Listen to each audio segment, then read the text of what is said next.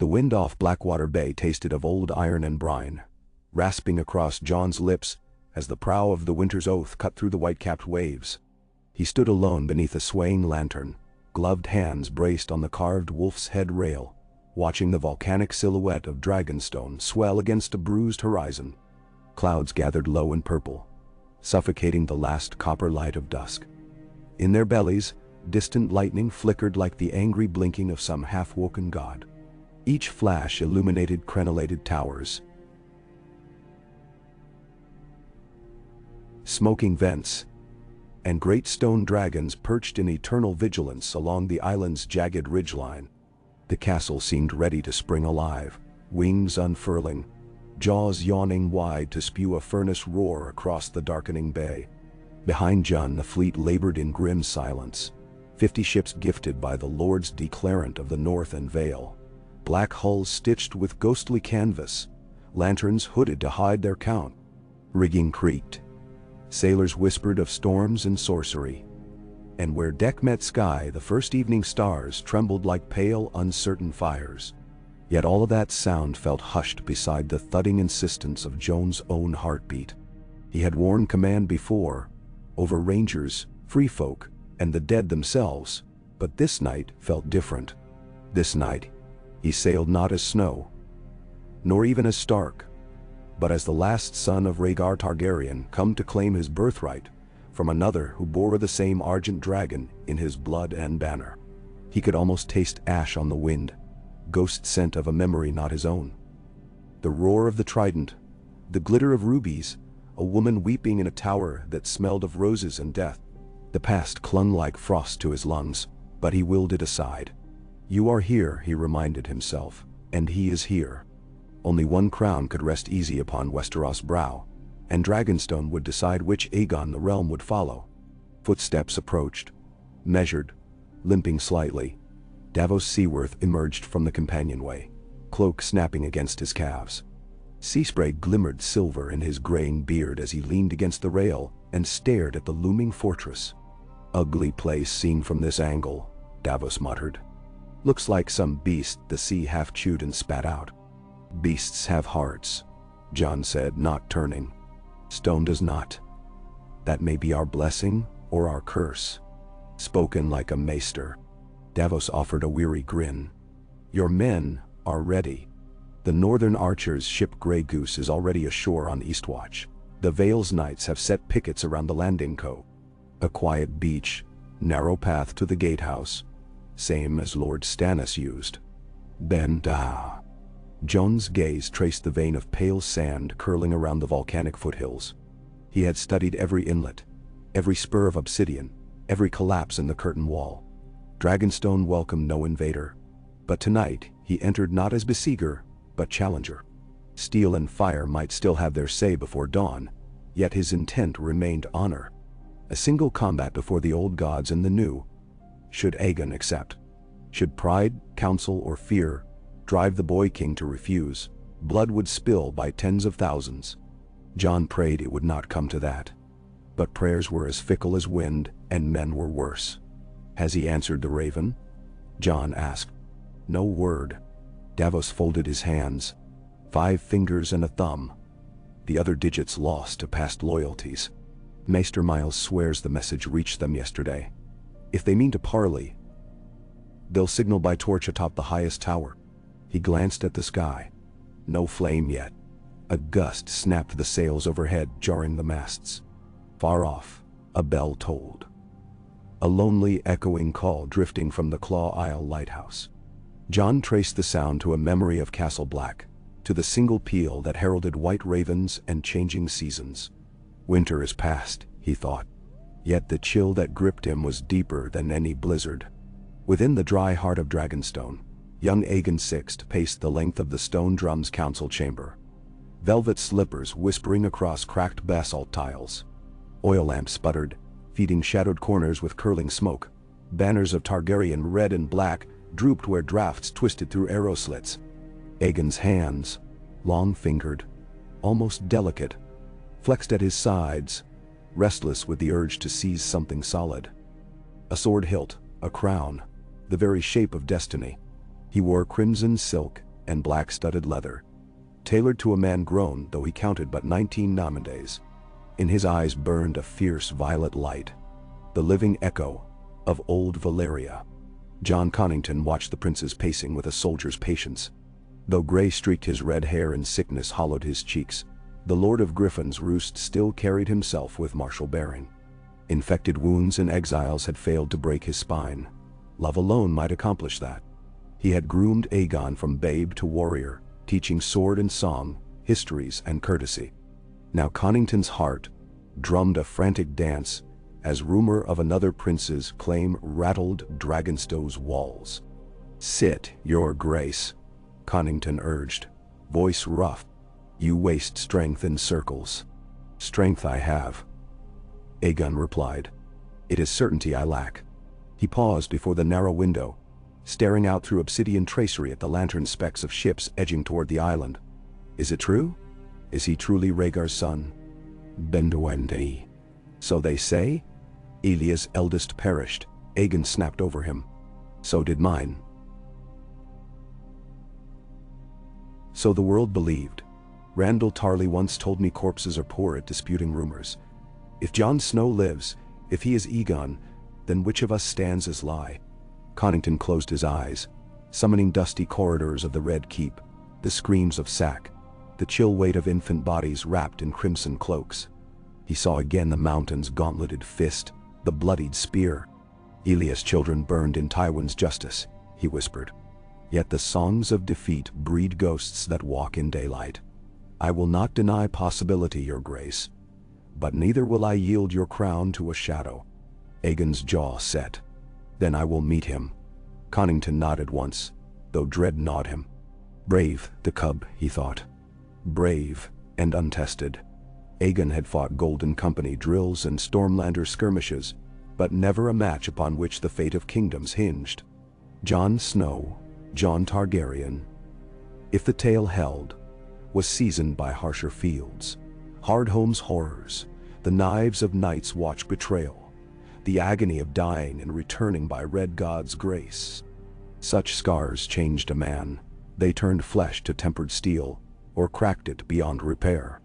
Connington feared he knew which. "Allow me to fight in your stead," Connington offered. "No." Aegon's answer was immediate. Steely, "I will not begin my reign by hiding behind another's shield.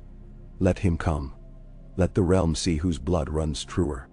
Now, footfalls on stone interrupted them. Rahina, a dark-eyed squire, curtsied and spoke breathlessly. "The maester reports a torch signal, sir, from the northern cove." They marched for the gate. Aegon issued orders crisp as sword blows. "Assemble the household guard along the sea road. Unfurl the three-headed dragon above the battlements. Summon Maester Miles with ink, parchment, and seal." Proposal of single combat would be answered in kind. Yet when he dismissed his attendants and the echo of their steps faded, he lingered beneath the cold stare of the chamber's carved stone dragons. For the first time since his foster father revealed the truth of his birth, Aegon wondered if this path, so long laid, might fracture beneath his heels. What if father had two sons? What if mother's songs were not the only cradle I knew? In the depth of those questions lay dread and curiosity twined tighter than any knot. Aegon pressed palm to the cold sill and listened to the sea bellow against the rocks like a caged leviathan. Outside, lightning forked, and for an instant, the fleet's banners sprang vivid. The direwolf rampant of house, stark beside a new standard. Black field, silver three-headed dragon rampant, encircled by a ring of ghost-white flames. The prince stared until dark swallowed the vision, feeling the world shift like sand beneath a turning tide. Jon disembarked into knee-deep surf, boots filling with numbing water. Pebbles ground beneath soles as he strode onto the moonlit strand, direwolf cloak streaming. Ghost padded at his heel, pale as sea foam, eyes burning red in the gloom. The wolf paused to shake salt from his fur and fixed his muzzle toward the steep path where torchlight bobbed like fireflies. Behind them, ranks of Northmen and Vale spears fanned out. But Jon raised a gloved fist. "Hold the line here," he commanded. "Until sunrise, No blade leaves its sheath unless Dragonstone draws first blood. He met the gaze of each captain. Lyanna Ormont, big-boned and fierce despite her 15 years. Sir Gallard Wainwood with his brass-inlaid war-helm. Carl the Maid beyond, cradling a weather-beaten war-horn. Resolve flickered in their eyes, mirrored in the lamplight, dancing atop surging waves. Davos moved to Jon's side. A lonely climb, lord. Take 24 to stand watch beyond the gate at least. Jon shook his head. If I arrive under heavy guard, the boy will see a threat. This must be challenge, not ambush. That boy commands 400 Golden Company veterans, 5 galleys ballistae, and enough wildfire to give a pyromancer fits, Davos warned. The only threat he'll fear is one he paid to buy. I know. Jon rested a hand on the old smuggler's shoulder. Send a raven to Sansa at Winterfell. Tell her whatever words you deem unburdened by fear. Davos' eyes narrowed, but he nodded. Aye. And when the dawn comes, I'll have the fleet ready to pull you off these rocks if need be. King or corpse. Jon managed the ghost of a smile and began the ascent. Ghost gliding silently ahead. The path wound through shards of obsidian, each jutting like the broken teeth of some giant's jaw. Sulfur seeped from fissures where magma simmered in the deeps. The air tasted of eggs left too long in the sun. Jon wiped sweat from his brow, though night air chilled. Memories of another climb haunted him. The switchback path to Hardhome's cliffs. Howling whites below, the world ending above. But this trail carried him toward life, not death, though some mixture of both surely awaited at its summit. Halfway up, he heard footsteps descending, a lantern throwing gold ovals across jagged walls. A single knight met him at a bend, helm under arm, cloak striped red and blue. Sir Raleigh Duckfield, once squire to Jon Connington. Duck halted, scanning wolf and man, then bowed. King Jon, he said, voice steady but strained. Prince Aegon welcomes you to Dragonstone and accepts your terms. He waits in the courtyard above. Jon inclined his head. Lead on, sir, and call me your grace once such titles stand proven. Duck considered, then offered a reluctant grin. As you say. They climbed together. Silence broken only by gull cries. The black keep loomed overhead. Windows glimmering like watchful eyes.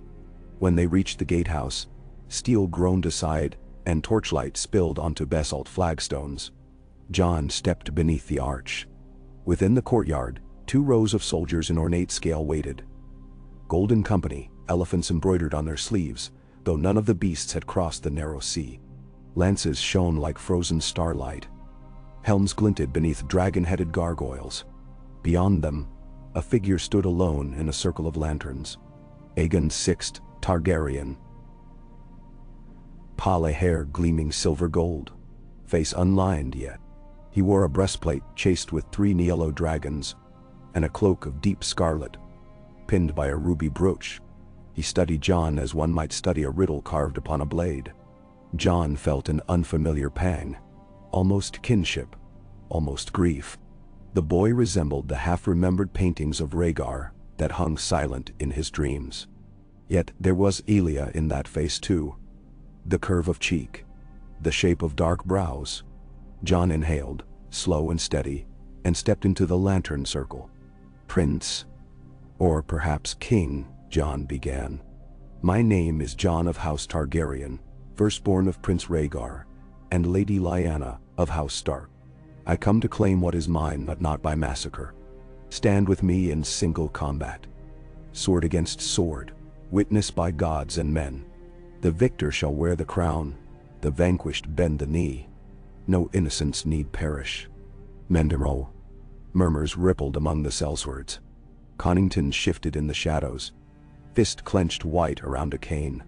Aegon held Jon's gaze, twilight eyes unreadable. I have heard tales of wolves who wear dragon skins, he replied, voice smooth yet threaded with steel. Are you monster or man? I am both, Jon said. Same as you. That drew a faint smile. Aegon drew his sword, bright Valyrian steel, rippling with smoky tempering. Then let the truth of us be spoken in steel. At dawn. Jon nodded. Dawn, on the sands beneath the castle. Ghost will stand aside, your direwolf will not bite, he added with a curl of humor, though his pulse hammered. I have no direwolf, Aegon said. Then we are not so alike after all. Night stretched long.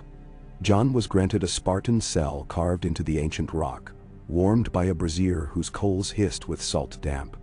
He sat cross-legged upon the narrow bed, eyes closed, breathing slow.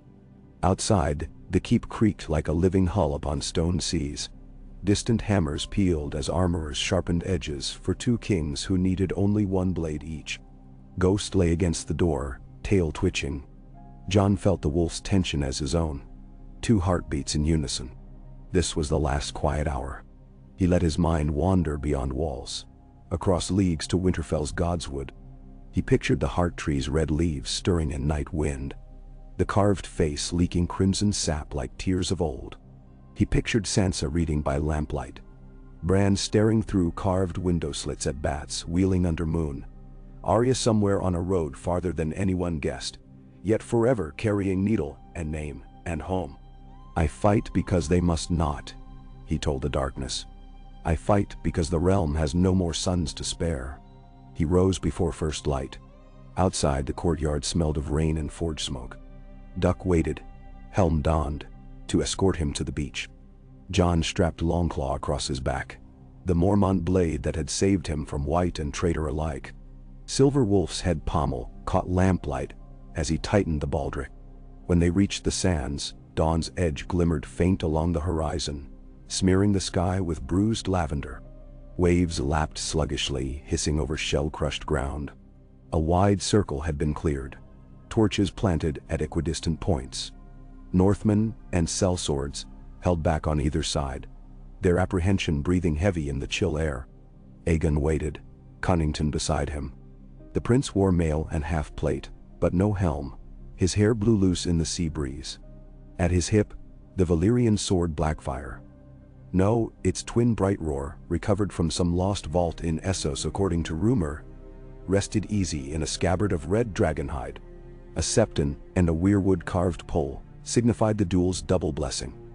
A red priestess from Volantis, lips scarlet as fresh blood, watched with smoldering eyes, perhaps weighing whose soul would join her god's flames tonight.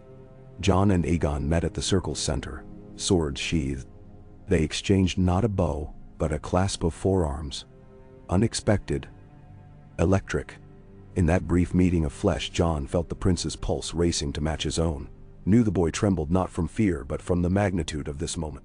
They stepped back, drew steel, and the world shrank to the hiss of metal, leaving leather. They began slow, cautious circles, testing reach and footing on slick sand. Aegon lunged first, clean thrust that Jon turned aside with Longclaw's flat. Riposte, parry, retreat. The sellswords murmured. Northmen clenched fists. Torchwind flared, scattering sparks. Minutes stretched like spun glass. Blades rang in cadence with the sea's heartbeat. Aegon pressed. Combinations drilled by Connington. High feint, low cut, backhand slash. Jon answered with economy of motion, learned atop the wall and in wildling raids. Sidestep, wrist flick deflection, short chopping counters. Neither gained purchase deeper than a shallow graze across Jon's vambrace, or a nick along Aegon's forearm. Breath steamed. The sky paled, and then the ground shook. A rumble rose from the island's core, rolling through basalt channels. Sand danced beneath the combatants' boots. Aesir split the surf line, venting sulphurous breath. Cries went up among onlookers as a shadow swept across the circle. A massive shape wheeling overhead, wings beating thunder. Rhaegal. Dot. Green bronze scales flashed in newborn sunlight. The dragon banked, roaring, sending waves crashing. Jon felt the call in his marrow. A tug that transcended sense, the same he had felt beside Queen Daenerys upon the frozen lake. But Rhaegal was supposed to roost on the wall's far side, stone cold and chained. How had he crossed seas? Who had loosed him?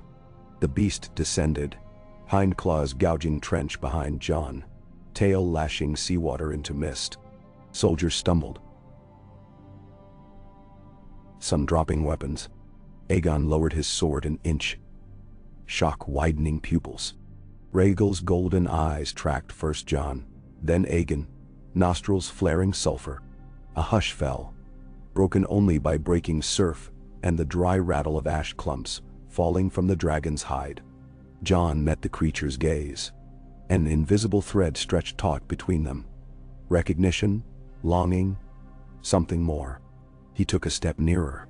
Aegon's blade scraped up, point leveled at Jon's throat. "Do not," he breathed. Jon halted.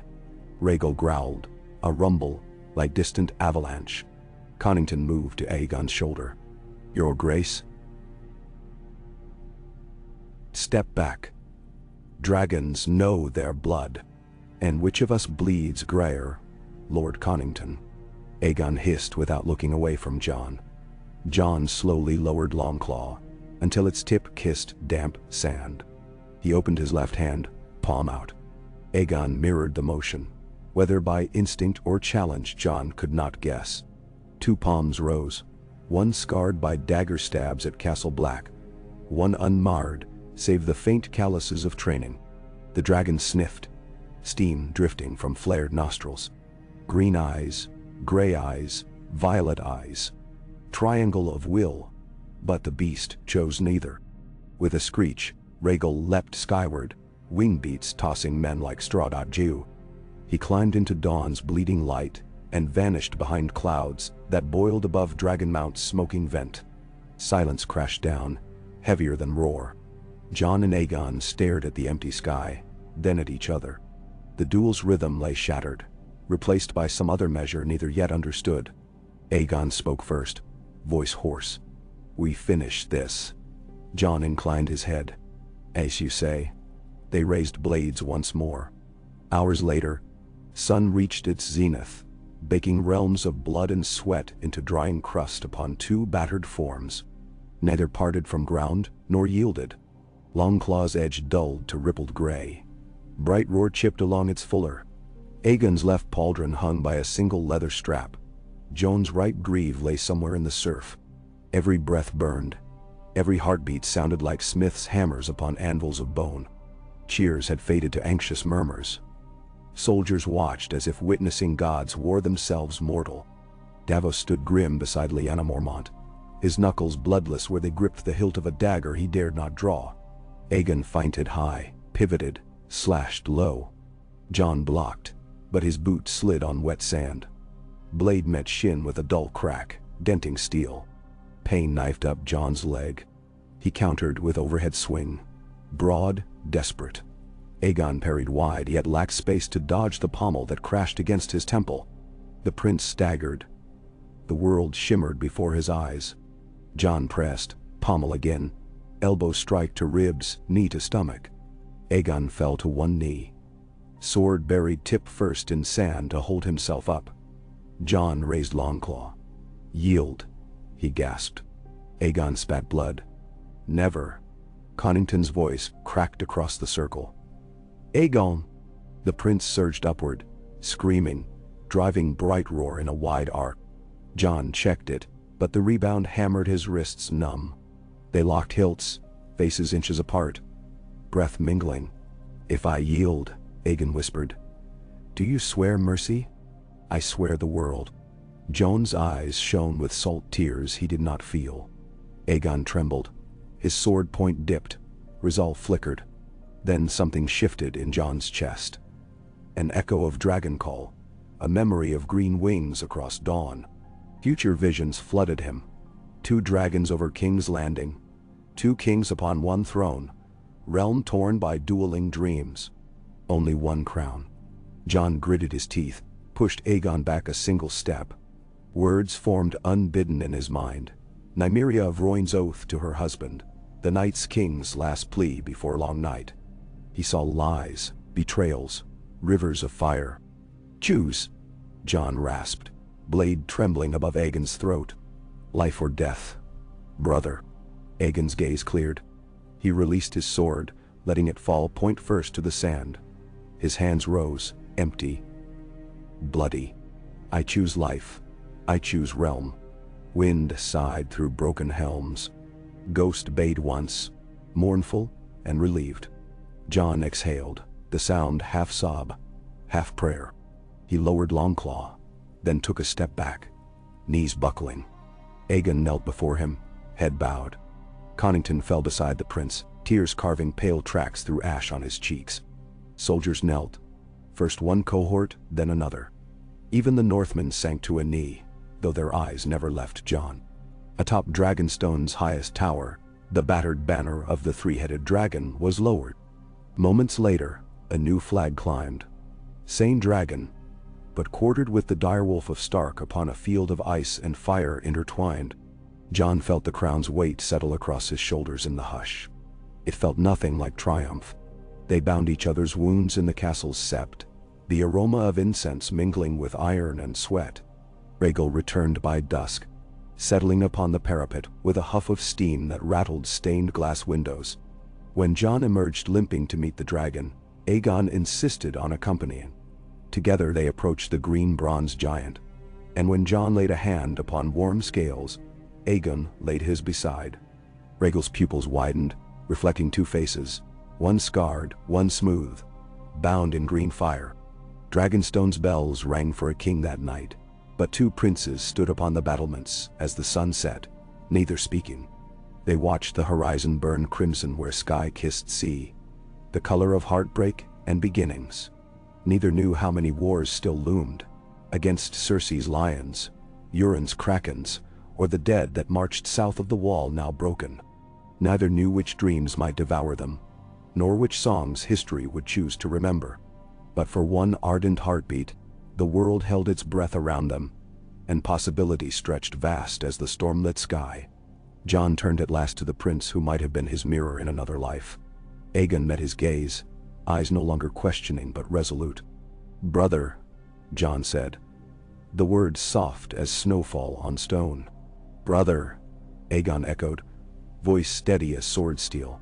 Between them, Rhaegal spread wide his wings, and the rush of air carried shattered ash dust upward into the first shy stars of night. Kay. The bells had barely ceased their trembling when dawn returned, pale and tremulous, rolling over Dragonstone's ridges like a hesitant tide. 8 bells ago, the garrison had roared for a king. Yet morning found two princes sitting opposite one another in the candle-speckled gloom of the council chamber, a slab-long table of black obsidian between them, silent save for the rasp of quills and the soft crackle of the hearth. Outside, the island breathed sulfur and salt. Inside, men's hearts steamed with questions none dared shout aloud. Jon wore no crown, only a bandage beneath his tunic where Aegon's blade had kissed his ribs. He bent over parchment, dark hair curtaining his eyes, and read each line again before adding his name with a measured flourish. Jon, of the houses Targaryen and Stark. Across the table, Aegon pressed a blotting paper over his own signature. Aegon, 6th of his name, then stacked the twin parchments and sealed them with red wax.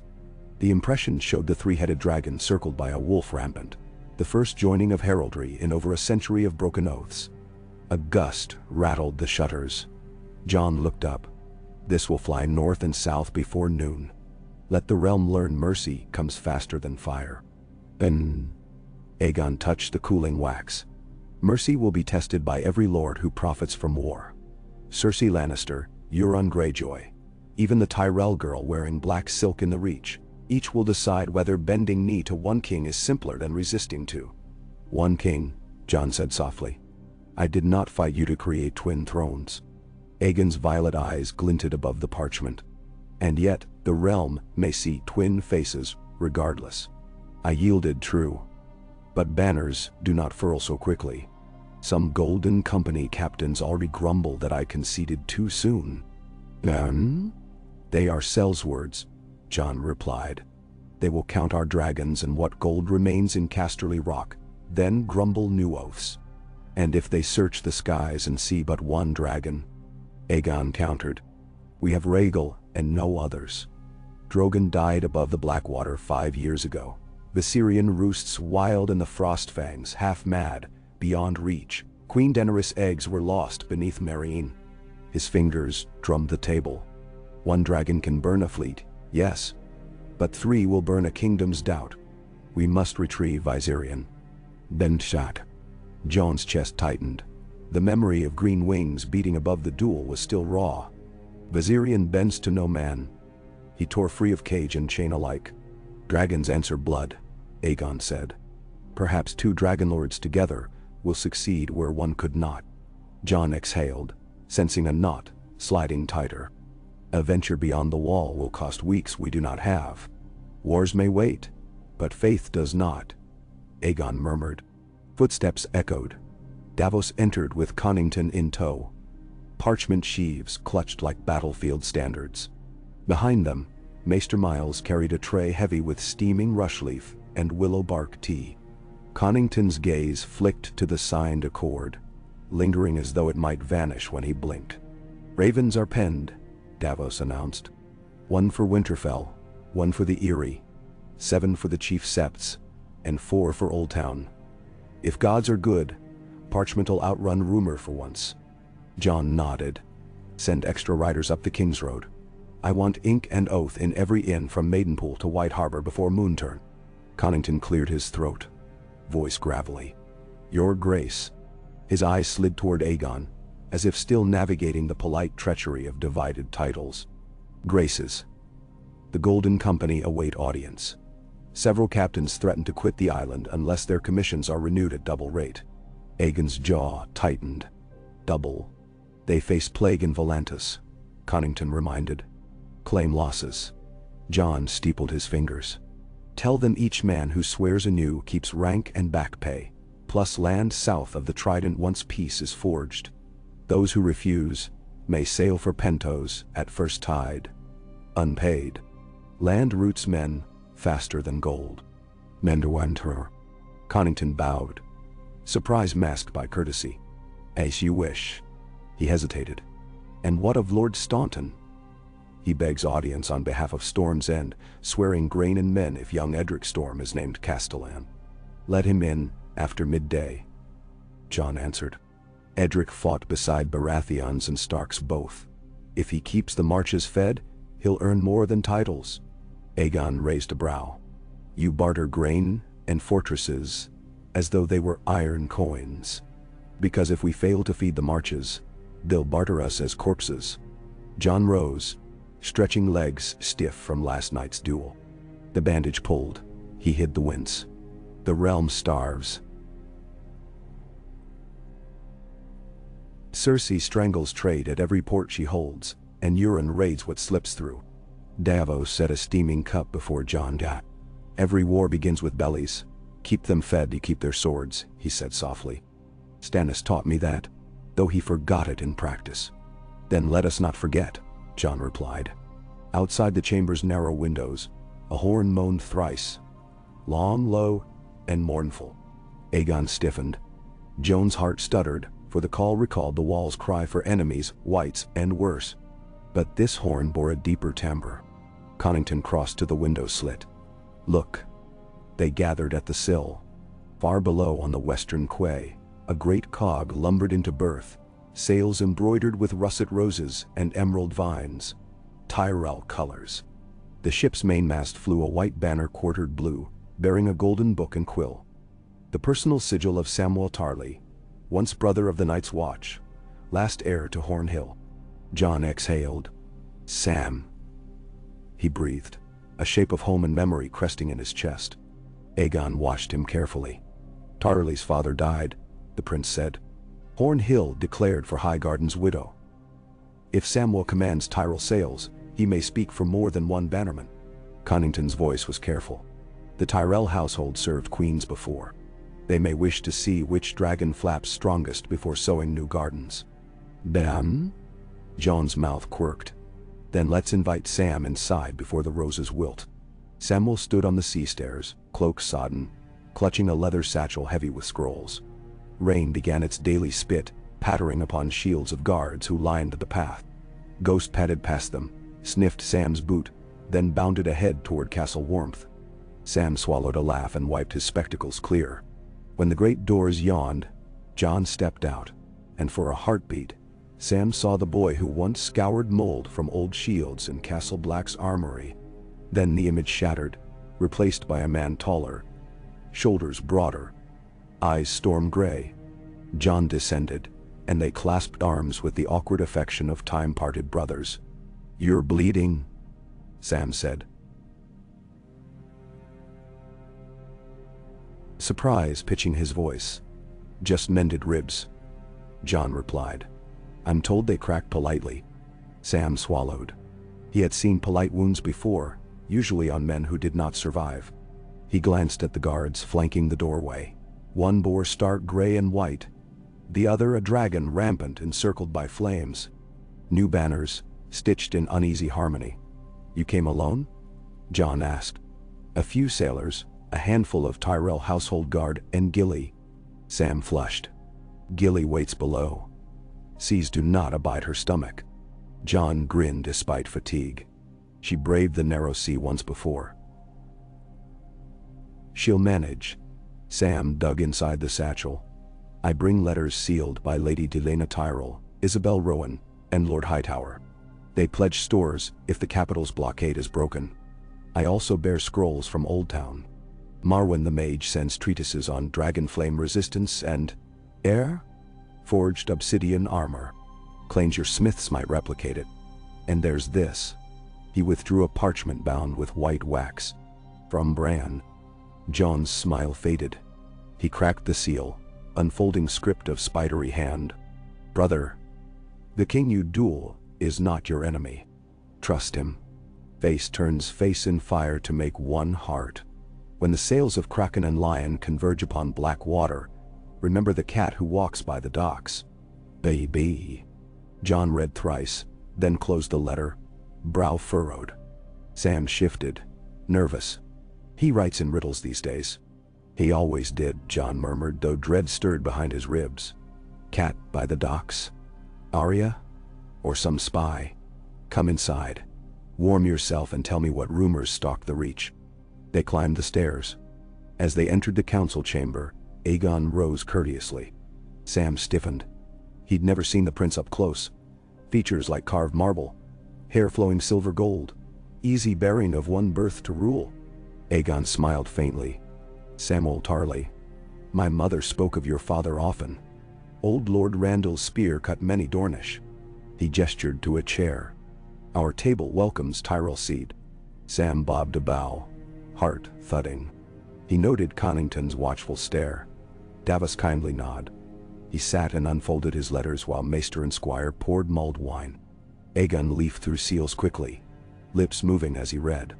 "Horn Hill will dispatch 2,000 bushels of wheat and barley by next harvest if we guarantee safe passage up the Mander." He summarized. "The Rowans pledge 600 spears." Jon drummed fingers. "Enough to shore Storm's End and crack open King's Landing's supply lines if we hold Blackwater Bay." He glanced at Davos. "How many warships left in the royal fleet?" Davos scratched his beard. "Euron seized half at Gulltown. Scuttled what he could not crew. Cersei scraped another dozen into service. That leaves maybe 9 galleys besides our own. None built to fight Dragonfire." Aegon's smile sharpened. "Rhaegal solves many problems." "Perhaps," Sam interjected, voice tentative yet earnest. "Forgive me, your graces, but one dragon may not survive a fleet of scorpions and ballistae. Maester Varon in Old Town has designed mirrored shields to scatter flame. Silvered glass over iron. He begs permission to test them under dragonfire." Sam blushed under their combined gazes. "We could know the enemy's defenses before facing them." Jon nodded. "Arrange trials on the beach. If the glass shatters, we abandon the idea." Connington rose. "Strategy may wait, but discipline cannot. The garrison needs clarity. 2 banners cause doubt. Crown one head when the hour rings noon bells, else camp muters grow into blades after dark." Jon met Aegon's gaze. "The realm sees only one king." Aegon tilted his head. "Yet, which name shall the singers choose?" Silence chilled the room. At last Jon spoke. "Aegon Targaryen, 6th of his name, sits on the Iron Throne. I will serve as hand until peace is sworn north and south. Gasps fluttered among attendants. Connington looked stricken. Davos opened his mouth, then shut it. Aegon stared, astonished. You yielded to me? I yielded to the realm, Jon said. Your claim was raised, your mother slain for it. I will not steal the dream she died defending.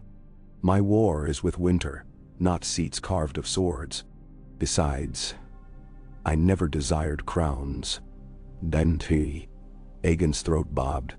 He touched the bandage visible at Jon's collar. Yet you bled to reach it. I bled to end waste, Jon answered. Connington pressed palms upon the table. This decision is mine, Jon cut out. Aegon found his voice. Then I accept. He inhaled shakily. But not as victor over vanquished. Stand beside me, brother. Rule in council. Ride dragons at my side. The world is too wide for one man's shoulders. Jon offered a weary smile. Then we'll share the burden. Sam exhaled, unnoticed relief leaking through. The others shifted, digesting new power lines. Davos at last broke into a rueful grin. Save us all. We've two stubborn fools bound by love of realm instead of lust of crown. Westeros may not know what to do with peace. Connington looked from prince to bastard, turned kingmaker and exhaled. Then let us pray our enemies remain foolish. 3 mornings later, Rhaegal swooped over the Glitterstone hills, shadow blotting the dawn as he rode thermals. Aegon urged him left. Jon balanced behind, arms cinched about the prince's waist. The dragon's muscles rippled, scales hot beneath leather breeches.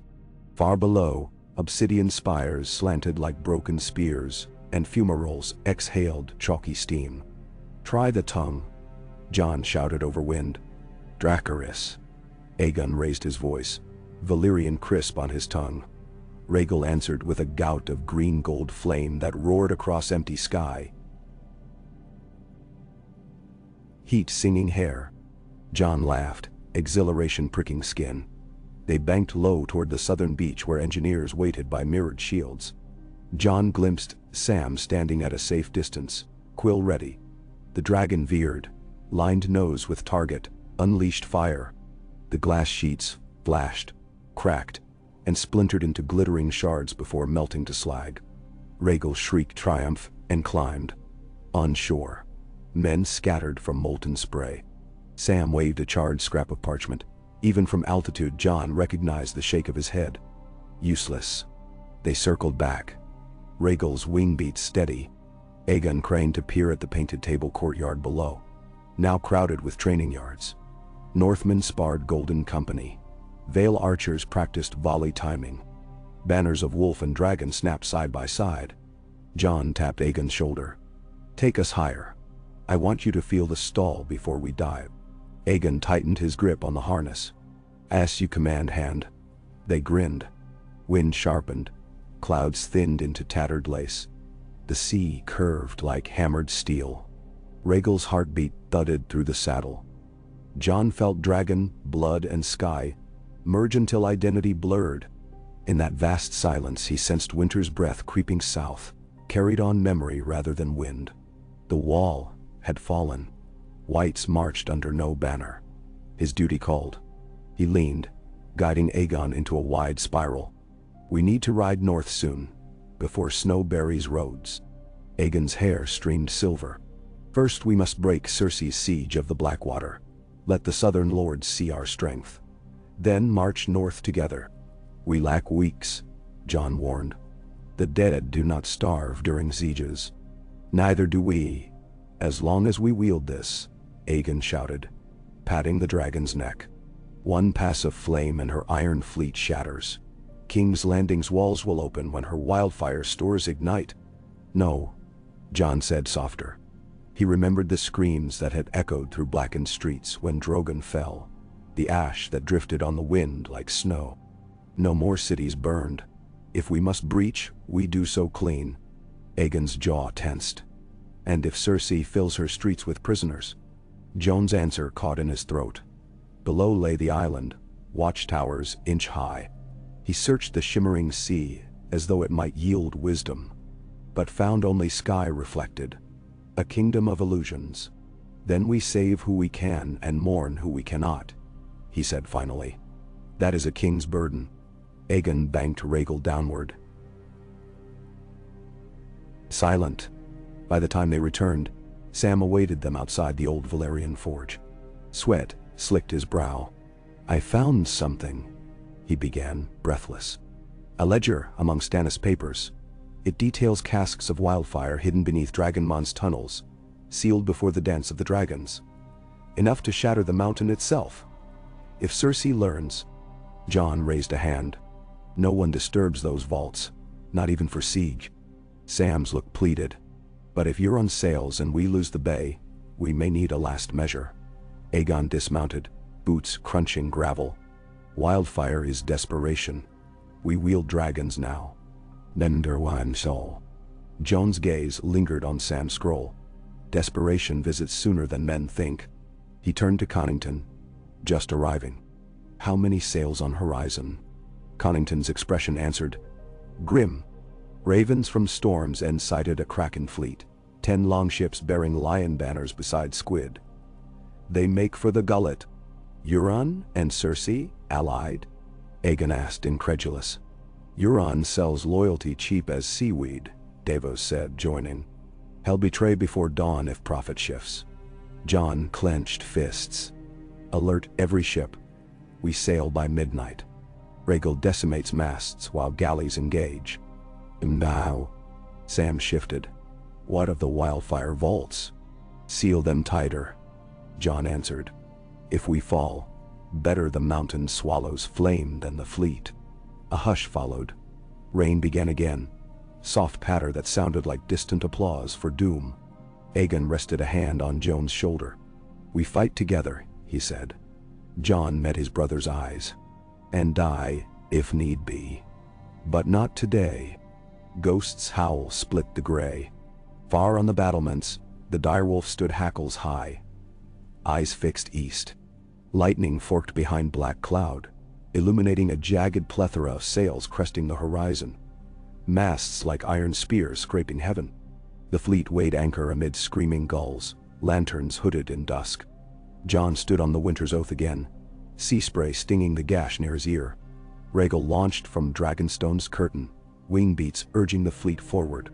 Aegon, armored now, rode alone. They had determined that separate vantage meant broader field of fire. Jon's heart hammered as the dragon's shape dwindled, swallowed by storm cloud.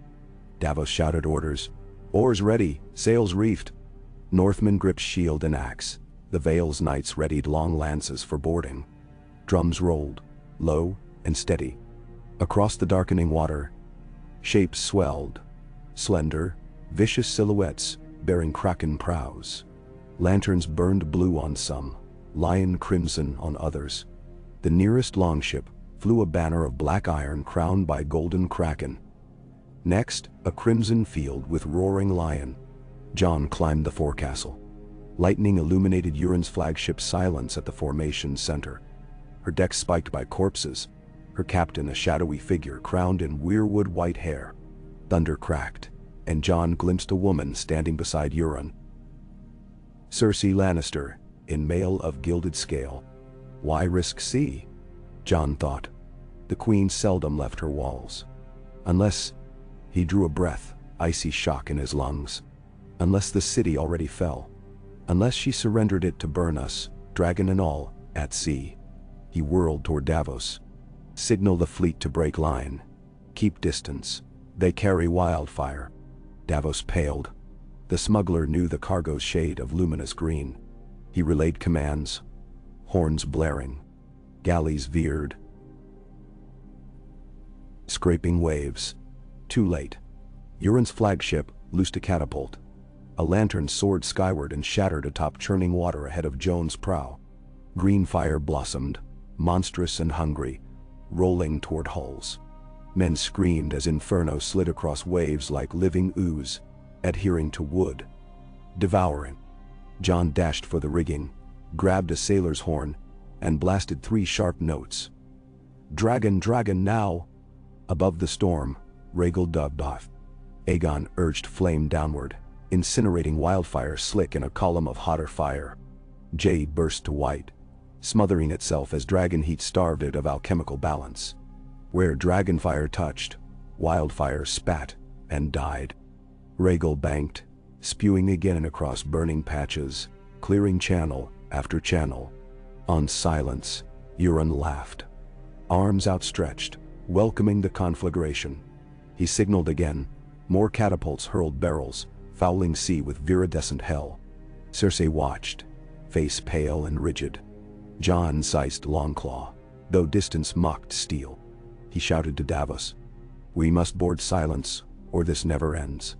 "If Rhaegal sinks her first," Davos began. "No," Jon barked.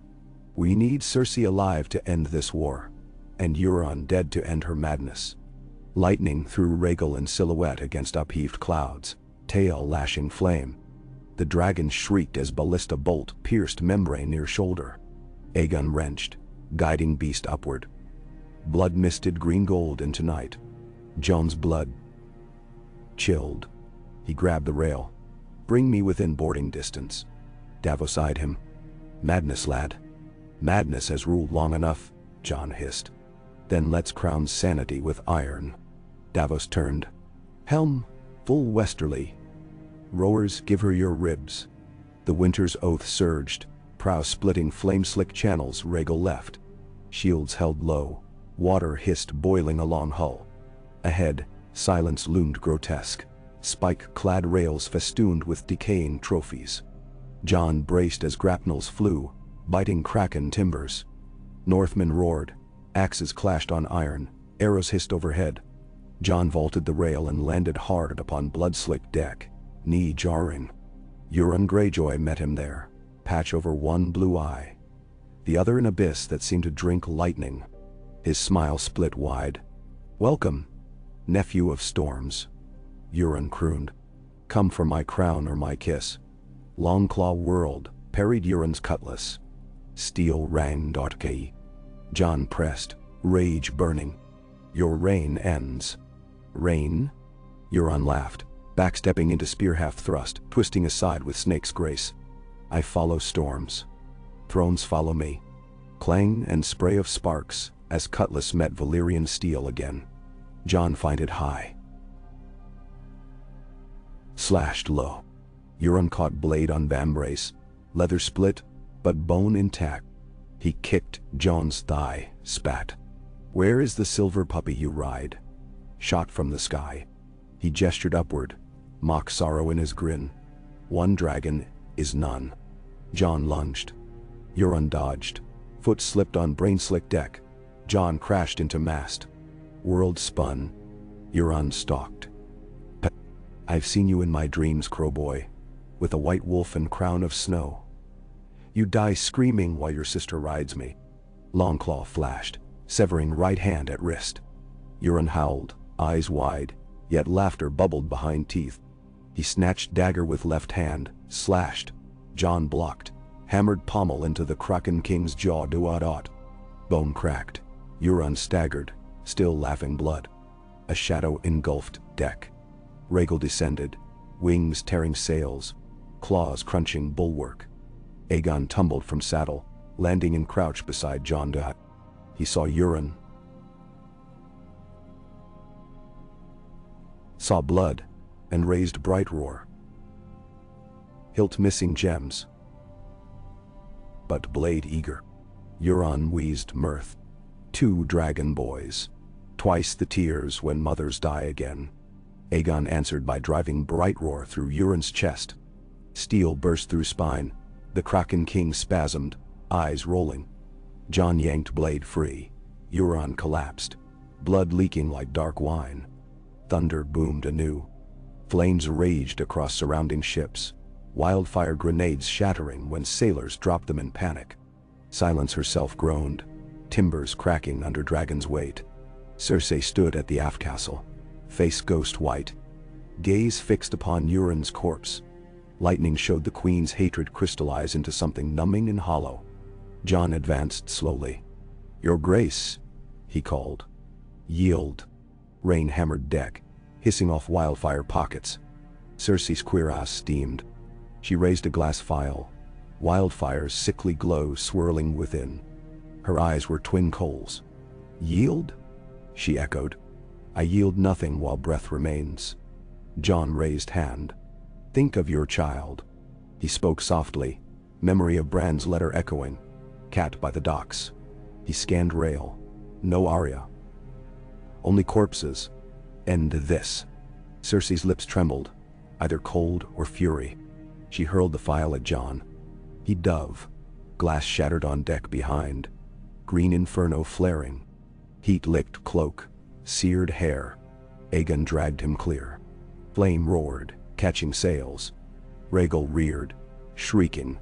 A burst of flame engulfed aft castle. Yet Jon saw silhouette of Queen fleeing down companionway, hair alight like torch. "Let her go," Jon gasped, coughing smoke. Aegon stared, appalled. "Shall burn the ship around us. Rhaegal will lift us." Jon swung onto Dragon's hind leg as beast crouched. Aegon mounted ahead. The ship bucked under conflagration as wildfire devoured pitch seams. They kicked free just as mast collapsed. Splinters whizzing. Dragon wing beats thundered upward through smoke and sparks. From the sky, the bay was a cauldron. Kraken and lion ships ablaze. Wildfire slicks guttering where dragonfire starved them. Surviving galleys fled. Sails drooping like wounded birds. On shore, Dragonstone's batteries fired scorpions at stragglers. The prince guided Rhaegal in wide arcs, herding survivors away inland. Dawn's first gold. Smudged clouds as battle died. Ash fell like dark snow upon still water. Jon leaned against Aegon, exhaustion heavier than plate. "She escaped," Aegon muttered. "She's undone," Jon replied. "Her fleet's ash." "Broken fleets mend faster than broken spirits," Aegon mused. "Yet she rules fear. Fear mends quick." They banked toward Dragonstone. Below, rowing boats carried wounded. Cheers drifting faint. Jon closed eyes, hearing encouragement in each cry, yet somber weight pressed heavier. A queen still free, winter still marching, and wildfire still sleeping beneath Dragonmont. Night draped Great Hall in velvet when they convened again. Cersei had vanished across the churning bay, in a longboat crewed by half-burned sailors. No trace since. Rhaegal rested in volcanic hollow, wound sewn with intestines of goat, dragon blood scabbed black. Sam stitched Jon's own burns while reading Bran's letter again. "Face turns face in fire to make one heart," he murmured. Could mean Cersei? Lion turning in wildfire? Or Arya wearing one face to take another, Jon suggested, wincing as needle dip. Or you and Aegon becoming one, Sam offered. "Poets," Jon muttered. He rose, bandaged forearm throbbing, and joined Aegon overlooking courtyard where now two camps melded, sharing bread. Connington stood below, distributing captured sails for cloth to men tents. A Vale knight quarreled with Golden Company officer, then laughed, slapping him on shoulder. "Strange how killing knits souls faster than feasting," Aegon said. "War forges unity. Peace tests it," Jon replied. Aegon sipped watered wine. "When peace comes, will you ride north? If the Night King still marches, yes. I will ride with you." The prince smiled faintly. Dragons should not be caged by southern politics alone. Jon watched storm clouds gathering on horizon again. "Then let us end Cersei swiftly, for winter will not yield to our schedule." A hush stretched. Below, ghosts trotted among campfires, sniffing strangers' bowls. Jon felt something lift in his chest, the first fragile flutter of hope. Yet he knew hope was a candle in wind. Bright, warm, easily snuffed. He turned to Aegon. "Tomorrow, we send envoys to the river lords. Arya's rumor of Cat by the docks may be our key. House Tully's sigil. If they open the Trident, King's Landing starves." Aegon nodded. "And if they resist? We remind them of Harrenhal's ruin," Jon said. "Not by threat, but by memory. Fire saves no one who hoards stone." Thunder rumbled, distant yet insistent, echoing howls from black woods beyond the island. Wolves or eruption cracks, none could tell. Jon closed his eyes and saw again Wildfire's emerald fury, the terror on Cersei's face, the laughter in Euron's before it froze. Death stalked in many masks. He had learned that long ago on ice flats north of the world. Still, within the rubbled corridors of his mind, a candle burned, small but stubborn. Brotherhood, he named it. Honor, perhaps. Or simply the will of two boys who had chosen each other over crowns. He opened his eyes to Dragonstone's beacon fires blazing against dark sky, and felt the candle steady. "I will not let this realm burn," he vowed aloud, voice scarcely more than breath. Aegon heard. He placed a hand upon Jon's forearm and echoed, "Nor I." Below, soldiers raised a cheer as Connington hoisted a new banner. Direwolf quartered with dragon, flanked by Fleur of Reach and Falcon of Vale, sewn in small corners. It snapped aloft, bright against black sky, an imperfect patchwork stitched by need and tempered by war.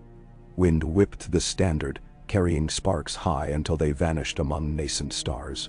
Those tiny embers glowed then faded, yet the banner held. For tonight, at least, threads still bound.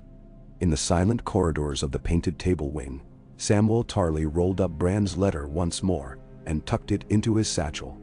He paused, hand lingering over another scroll, handwriting angular, unsent. "To Gilly, should I fall." He wondered what other letters would be composed before this war ended, what truths saved, what lies buried. He blew out his candle, plunging the hall into pre-dawn gloom. Somewhere far below, in molten tunnels none yet dared explore, the Wildfire slept, dreaming green dreams of ruin. But above, in chambers of ash and salt, two brothers forged peace in place of fire, and that, Sam prayed, might buy the realm one more dawn. Outside, sea winds sighed through dragon-shaped gargoyles. They carried the scent of coming snow. "Oh, Kei. Ah." Rhaegal's crooning echoed against the flanks of Dragonmont as dusk deepened into a night gilded by sheet lightning far out across the gullet. Jon found Aegon on the ramparts above the sea road, cloak snapping, hands braced against the same stones Stannis had once paced in fruitless vigil. Gusts carried the mingled smells of wet ash, hot pitch, and the tannic bite of rain yet to fall. Below, torch lines crisscrossed the new encampment where Northmen hammered stakes beside Golden Company pavilions, and Tyrell banners, green rose on gold, fluttered beside the blue falcon of Eren. The two men stood in the hush that comes only after battle, when surviving feels like borrowing breath from the slain. Jon spoke first, a rasp kissed raw by smoke. "Rhaegal's shoulder tear is deeper than we thought. 2 ballista barbs fractured inside the joint." Aegon kept his eyes on the dark sea. Maester Miles brewed a salve of poppy, manticore resin, and powdered pearl. "He swears the wound will close in a fortnight." "He swore the same of my ribs," Jon muttered. Rye then eased beside his brother. "The fleet burns still. I counted 7 Kraken hulls aground south of Driftmark. Yet Cersei slipped the net," Aegon said. "And every lion ship that fled carries her malice upriver." Jon let silence answer. Across the bay, the night-black skeleton of silence smoldered, ribs glowing like banked coals. Thunder stitched the sky. Each flash revealed debris rafting ashore. Broken scorpions, charred oars, a kraken prow half chewed by green fire. The ruin might have been victory's portrait, yet dread pressed heavier than elation. Aegon's fingers tapped stone in restless rhythm. "I dreamt last night of King's Landing. I was a child again, hiding beneath the throne of swords while flames licked the hall. A shadow walked the aisles, no face, only eyes of blue frost. It lifted the throne like parchment." Jon's skin prickled. "Arya dreams of shadows too. Bran says some dreams are doors." He hesitated, feeling the weight of Bran's cryptic missive in his doublet. "When frost-eyed things stalk your sleep, heed them. The wall is fallen. The dead march beyond the neck. My scouts saw grave mounds rising near Moat Cailin." "Winter and lions both," Aegon murmured. "The realm can scarcely bear one scourge, let alone 2.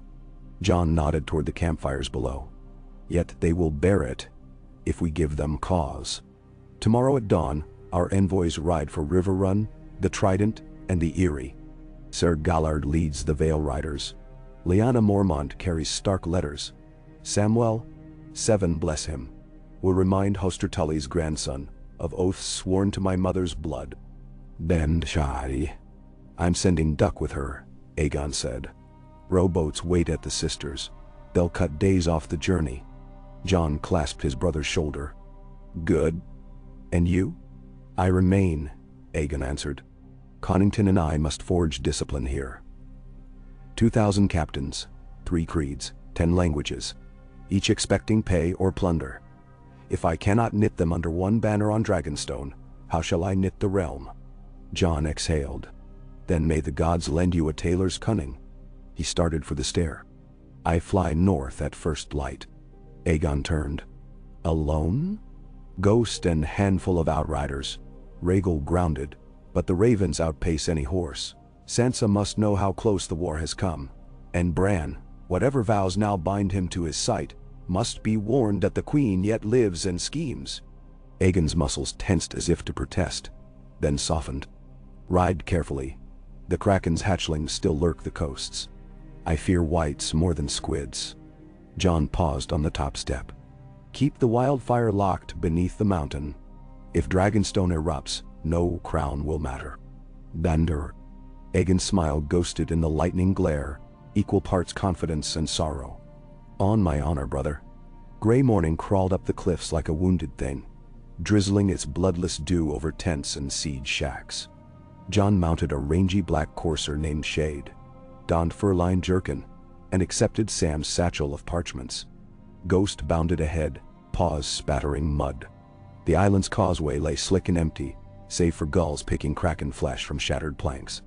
Jon's party, 6 riders drawn from both North and Stormlands, filed across, hooves clapping stone like hollow drums. Davos met them at the far gate, oilskin cloak beaded with rain. Try not to die in a ditch, lad, he said, voice hushed. I've had my fill of resurrected kings. Jon offered a weary grin. Once was miracle enough. He tugged reins. Guard Aegon's back till I return. I'll guard his front too, God's willing. Davos stepped aside, watching until horses vanished into dawn fog. Thunder mumbled. Above, Rhaegal's injured wing fanned once, unsettling gulls. Aegon stood by the dragon's foreleg, palm on emerald scale, gaze following the departing column. When the mist swallowed them, he turned to Connington. Pull every company commander to the hall by midday. No rations until they swear the new code. Some will balk, Connington warned. Then they will starve, Aegon said and strode toward the keep. Jon's ride north traced the Stormland's ragged edge, where rainforests sagged under ceaseless squalls, and lightning carved the sky like luminous sigils. Ghost scouted 40 paces ahead, sometimes vanishing into bowers, only to reappear wild-eyed, muzzle flecked with boreal leaves. They forded swollen streams, skirted villages half deserted, small folk huddling behind boards painted with blue octopus warding signs, the newest cult of fear. Twice they spied slavers' longships burned to waterline, survivors strung from trees in warning. Euron's brutal justice lingered even in his ashes. 3 days onward they reached the King's Road. There, southbound refugees clogged the track. Riverlanders driving skeletal cattle, Crownlanders with children bundled in patched cloaks, a dozen septas leading a mule cart bearing cracked icons of the mother. All spoke of the same rumors. Spies whispering Cersei's arc of vengeance, Qyburn's ghosts in wine cellars, dark wings slipping from the Red Keep by night. Some stared wide-eyed at Jon's direwolf. Others wept, begging safe pass north. He could give no escort. Speed was life. But he left each knot of travelers with hard bread, dried cod, and word that the King of Dragons and Wolves marched for justice. On the 7th dusk, Jon's party reached the charred gate of Harrenhal. The black fortress reared like the corpse of a titan. Within, strange lights flickered behind slagged walls. Ghost growled low, ears laid flat. Jon spurred on, choosing the river ford instead. Yet when they camped under twisted willows, he felt unseen eyes tracking from the ruin. Dreams that night bled smoke and shrieks. Stone faces screaming green flame, until dawn's pale trumpets wrested him awake. He rose sweating, palm on Longclaw, and vowed to skirt the ruin ever after. 3 leagues beyond, the riverlands bloomed once more. Verdant flats mottled gold by late summer grain, yet scorch marks riddled the green. Circe's raiders had torched silos, salted orchard roots. Joan's throat tightened at the waist. At Maidenpool's outskirts, a tavern built new after the long war now lay flattened. Timbers arranged in pyres unlit, as though survivors lacked even the strength to burn their dead. He dismounted, knelt beside a broken cart, where a boy no older than Rickon clutched a wooden sword amid flies. The corpse's eyes stared skyward, unseeing. John closed the lids, whispered a prayer to the old gods, and pressed a carved wolf token into the stiffened hand. Ghost nuzzled the dead child's cheek, then lifted muzzle to release a mournful howl. The valley answered with silence. By the 12th dawn, White Harbor's watchtowers crowned the horizon. Gray spires above foaming surf. John quickened pace. North wind bore scents of pine and hearth smoke. Home, but not safe. On the southern approach he found the first line of barricades. Rows of sharpened poles faced outward, banners of Manderley and Stark entwined. A grizzled sergeant challenged them, but at sight of Ghost and the white direwolf banner John unfolded. She sank to one knee, eyes broad with awe. "The Queen Regent leads host at Moat Cailin, lord," she reported. "She holds the neck, gathers every able sword. They say the dead breached the causeway." "Then?" John's pulse thundered. He galloped through White Harbor's gates, past fishmongers and mud-spattered scribes, to the Merman court rising from harbor's heart. He found Sansa seated beneath vaulted rafters, hung with direwolf tapestries, civil scrolls arrayed like armor across the high table. Her cheeks hollowed slightly since last he saw her, but her eyes, ice-bright and steady, fawned at once upon him. She rose without ceremony, skirts whispering, and embraced him. For a moment King and Lady of Winterfell were only siblings adrift in storm. Then Sansa stepped back, surveying his wounds. "You reek of wildfire and salt," she murmured. "Better than crypt dust," he replied, half-smile cracking grime. She summoned maids with hot water and wine. As the servants scurried, voices in galleries quieted. Nobles of Manderley, Glover, Flint, seated for council, each neck craning to glimpse the dragonwolf returned. Lord Manderley's jowls shook as he bellowed a greeting. Lady Alice Karstark placed palm to heart in oath of fealty. John sat beside Sansa, while attendants unlaced his corselet. "Tell me of the neck," he said. Sansa's voice, soft yet iron-vined, wove the tale. Bran's ravens forewarned. Whites swarmed through broken gates of Moat Cailin. Queen Regent, Shireen, scarred yet resolute, rode south with Umbers, Hornwoods, and Crannogman. They engaged 3 nights past, under a torn moon. The fires still burned. John's shoulders sagged. "I must ride." "Not yet," Sansa said. "Your ribs will unlace, and the Vale's cavalry remain en route. We hold the neck by inches. Losing you nets us leagues of peril." He clenched fist. "Every hour feeds their horde. If the neck breaks, winter floods the green south unopposed. Now." "And still I counsel wait," Sansa said, steady. "Because you ride now with 100 spears, you die. Ride in a fortnight with Vale Knights and Tyrell grain carts. Let the living see banners from every corner, and they rally." Bran saw rivers of ice but also torchlines of men marching together. "Unite them, John. That is your charge." He inhaled, tension easing fraction by shard. "Aegon mends Dragonstones as houses. Once done, he flies Viserion with me.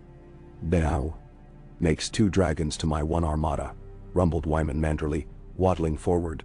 "My lord, I've 120 ships still fit, 5,000 quarrels in each.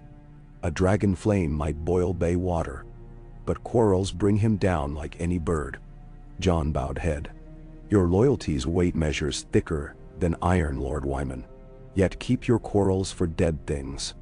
Dragons fight for us now. Manderley's jowls quirked. So long as they mind friend from foe. Council progressed thus. Grain tallies, iron stockpiles, ravens from Tarth pleading succor.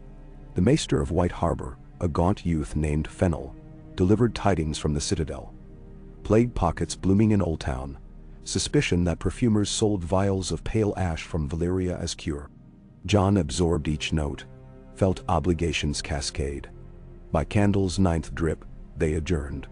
Sansa led John to the solar where Bran waited.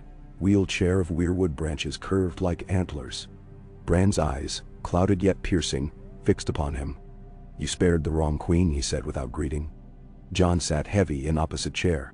"Should I have burnt her on the deck?" "If Cersei lives, wildfire breathes," Bran replied. "But another face hunts her now. Flames may end with dagger." "Arya," John breathed. "Is she?" "South of the Blackwater, wearing skin of crowseller," Bran said calmly. "When the lioness casts off crown in pretense of penance, the cat will pounce." John gripped chair arms. "I feared for her." "Do not," Bran murmured. "Fear for the mountain beneath your brother's feet. Dragonstone trembles." John recounted the vault of wildfire sealed under the volcano. Sam's warning. Bran listened, expression remote. Beneath stone, green fire. Beneath green fire, red fire older still. If cracked, the world drinks ash. John's stomach clenched. Then the vault must never open. Bran's lips curved in faint, sad smile. All doors open in time. Guard the hinge. Dragonstone's hinge groaned sooner than John knew. 300 leagues south, Aegon chaired council in the obsidian hall. Tall candles guttered, casting dragons in restless shadow across the walls. He listened while Raleigh Duckfield reported discipline gains, while Waynwood Master-at-Arms outlined levy timelines. Connington hovered behind, coughing into linen dotted with red. Illness creeping deeper. Samwell stood beside maps, describing river currents ripe for grain barges. At mention of wildfire vaults, Connington's cough grew worse. Aegon's eyes narrowed. "My lord, you object." Connington smoothed kerchief. "Old burns haunt me, nothing more." Yet after council, Aegon followed the lord to the covered walkway, overlooking smoking fissures. Rain pattered tile. Cloud steam rose from vents below. "You served my father true," Aegon said quietly. "Serve me now." "What gnaws you?" "Nenerwandi." Connington's eyes flickered toward the mountain. "When Mad King raved of burning King's Landing, wildfire caches filled every cellar. I saw the horror meant. If my illness grants me creed, believe this, even sealed vaults thirst for spark. Qyburns whisperers traffic secrets. They may already seek Dragonstone stock for a final blaze." Aegon inhaled sulfur tang. "Qyburn fled with Cersei. Think you he sets eyes here?" "The dead may not fear flame," Connington rasped. "But Cersei fears humiliation. She will make pyre before surrender. And if she cannot torch King's Landing, she'll torch the dragon's nest. Mark me." Now, lightning silhouetted the mountain. Smoke pluming. Aegon's chest tightened. He recalled Bran's letter. Face turns face in fire to make one heart. The mountain was a heart of fire. If turned, could it unmake his own? He clasped Connington's arm. "You rest, old griffin. I'll watch the spark." That night, Aegon donned plain mail and crept to lower tunnels. Two trusted unsullied at flank. Sulphurous gases stung nostrils. Torches burned green-tinged. They tread narrow stairs carved before Valyria's doom. At the vault door of black iron, 8 Golden Company guards stood. Halberds crossed. Aegon dismissed them, noting their nervous glances. Inside, the vast chamber echoed with the throb of magma deep below, sounding like a dragon's sleeping pulse. Ranks of sealed clay jars lined alcoves, lids stamped with 7-pointed star. Mad King's ruse to mask devils brew in piety. On central dais, a sarcophagus awaited final blessing. "Here Maegor the Cruel's helm once rested," lore said. Aegon paced aisles, counting jar stacks, memorizing leak lines. He knelt, pressed palm to stone, Faint warmth whispered through. A rasping shuffle caught his ear. He rose, hand on dagger. Shadows writhed behind pillars. A silhouette lurked, thin, stooped, cloaked in spider silk. The torchlight flared. Figure froze like startled raven. "Show yourself," Aegon commanded. Voice cold echo. Out stepped a gaunt woman with cropped white hair, eyes dull green. Lady Amaray Crabbe, once courtier of Cersei's inner circle. Rumored fled after Euron's coup. She held no weapon, only a scroll case. Aegon advanced. "Why skulk in dragon's bowels, my lady?" Amaray's voice cracked. "I sought relics to rescue King's Landing. Qyburn promised pardon if I found receipts of Tyrell treason. Tyrell's sins do not slumber in these jars," Aegon said. "What else?" Tears streaked grime on her cheeks. "Wildfire. He needs it, to break your seas." Aegon's blood went ice. He signaled Unsullied, who seized her wrists. "Who else knows these tunnels?" "No one," she sobbed. "I swear by the Seven." He searched her, found vials of pale powder, likely to mark path for others, and a small flint striker. A spark. Barely more, but enough to birth cataclysm. He shuddered. "Take her to the prisons. Speak of this to no soul," he ordered. As guards dragged her away, Amaray shrieked, "He will come!" The spider whispers of tunnels under the Blackwater. He will come for his queen. Aegon's heart pounded with more dread than fury. He sealed the vault, doubled watch, then strode upward into night that no longer smelled of salt alone, but of hidden fire breathing in dreams. In King's Landing, Cersei dreamt that same night of kittens gnawing her fingers off. She woke in a verminous tavern cellar on the Street of Flower, wrapped in fleas and damp wool. A scarred sellsword, ironwood by accent, kept watch by stare. Two others snored across barrels.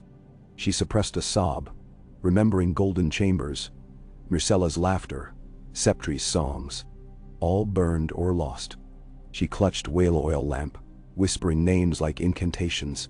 Tywin, Jaime, Joffrey, each sparked ember of vengeance. At dawn, disguised in grubby cloak, she slipped through fish markets. Stench of rotting bream mingled with Tannery's piss-soaked hides. Small folk spat at rich dents in cobbles where lion processions once passed. No one recognized the queen bereft of crown. She reached a ruin near the dragon pit, her arranged rendezvous with Qyburn. But the maester lay dead, throat gnawed by rats, eyes pecked out. On his corpse she found only a scrap inked with one word, cat. Cersei staggered, confusion bleeding into panic. She fled down Goat's Way, heart hammering. High above, a ragged girl selling roasted chestnuts watched her go.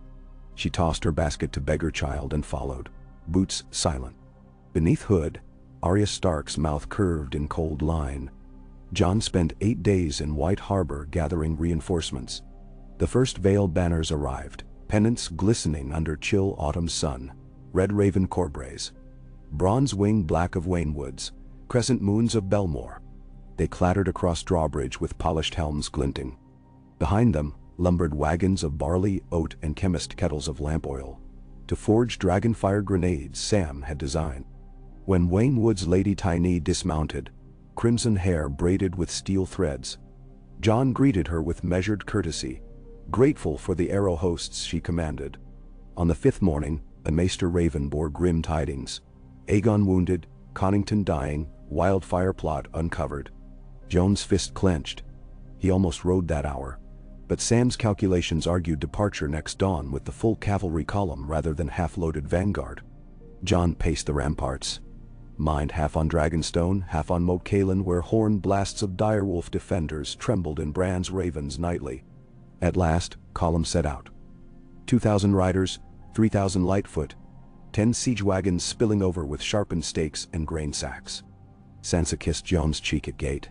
Her smile trembled, but she choked no tears. "Bring Arya home," she whispered. "Bring yourself home," he answered. Ghost led the van, fur silver, under wan light. The Kingsroad stretched like a scar across dying grass. Each dawn colder than last. Each dusk the horizon glimmered with unnatural blue. White campfires flickering far off, frost flames feeding on life heat. Near Moat Cailin, peat bogs steamed around cairns of hacked corpses, black entrails glistening where crows feasted. Jon spurred faster. He smelled rot, felt chill creep into bones, like the memory of death in his blood. The air hummed with distant wail.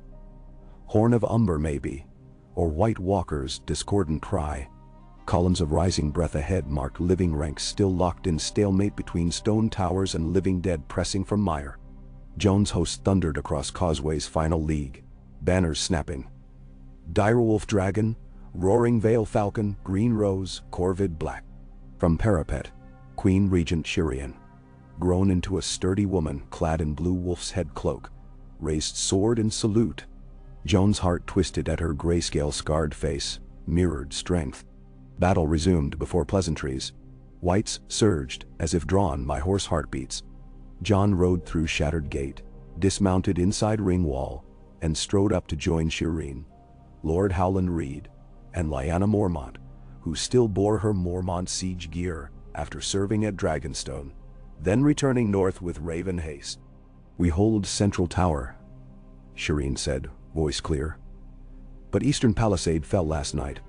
Dead pour through slough. Only burning bogs oily peat slowed them." "Then?" Jon surveyed field, dead ranks flashing blue eyes amid reeds. Behind, others on skeletal steeds commanded silent charges. Snowflakes whirled though sky showed autumn sun, cold unnatural. Jon's pulse throbbed. "Where is Valyrian steel count?" 20 blades, Lyanna said, scattered across line.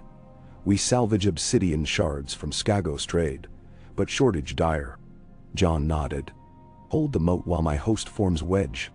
At signal, open west gate. Let them flood after us. We'll catch them between New Palisade and Dragonfire grenades." And, Howland Reed's green eyes narrowed. "Dragonfire?" Sam stepped forward with satchel. "Lime oil? Lamp pitch? Ground obsidian dust. We ignite via fuse arrows. Burns hot as wildfire but quenches with sand if need be." Reed's lips twitched. Cranagman trade sand in plenty. They set plan in motion. Vale archers strung bows, Tyrell sappers buried grenade pots along causeway edges. Jon mounted shade, Longclaw strapped. Horns blared, west gate groaned open. Living riders poured out, hooves squelching peat. Ghost took point snarling. Dead answered in eerie silence, waves surging.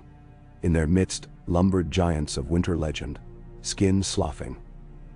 Eyes luminous sapphire. One heaved tree trunk club. Another brandished a shattered ballista as spear. Jon felt awe sharpened to icy resolve. First collision thundered like collapsing cliff.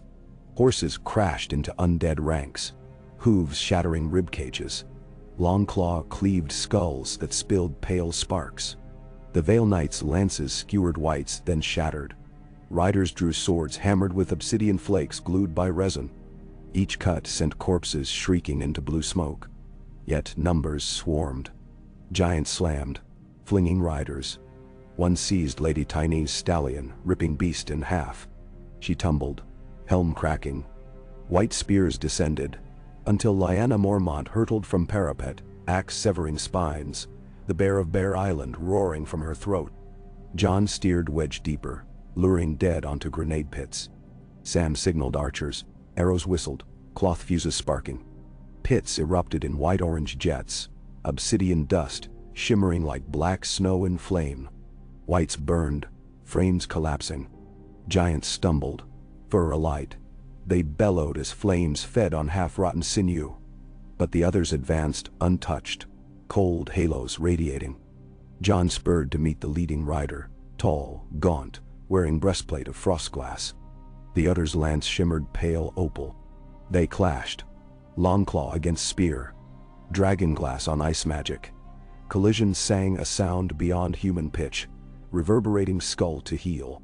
Frost bloomed across Jon's vambrace, metal cracking. He pivoted, slashed. Valyrian steel bit, shearing through crystalline shoulder. The other shattered into fragments that hissed into vapor. Dead near it, collapsed lifeless. Cheers rang, but fleeting. Another advanced, another giant smashed palisade. Jon rallied his riders. Then a horn blast sounded. Not north, nor vale. Thick, reverberant. Sky shadowed.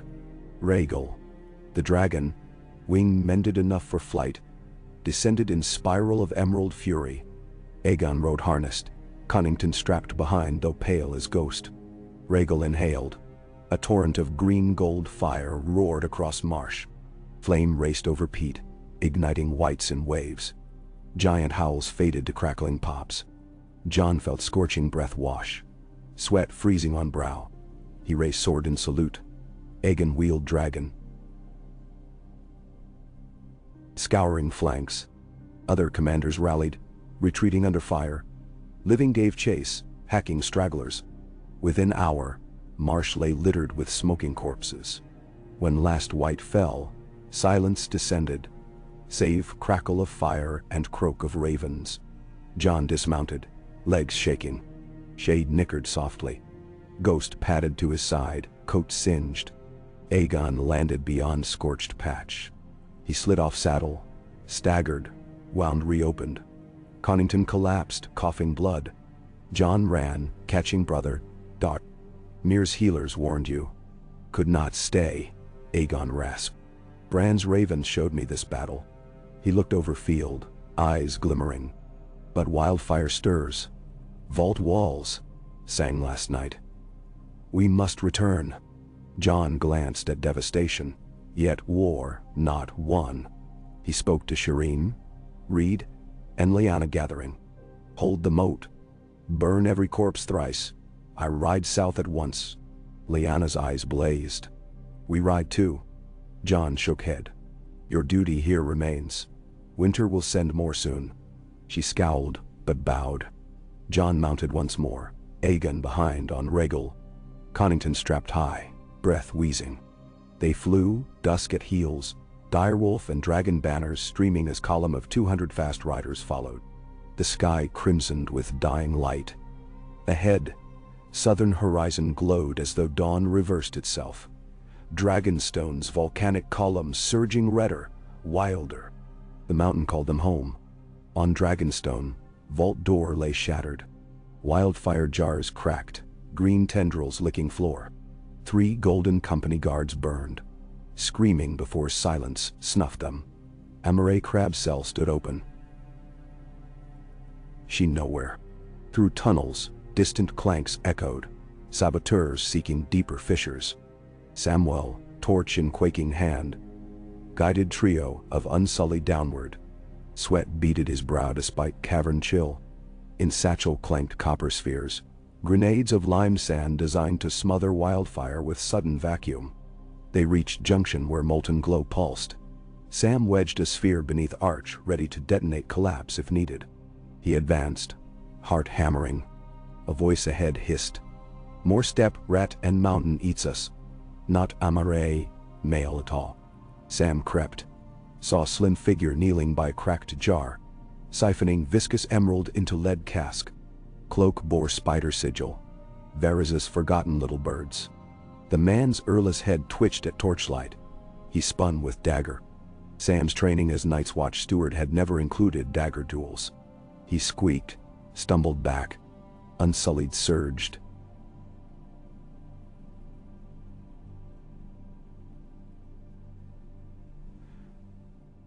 Spears skewering saboteur.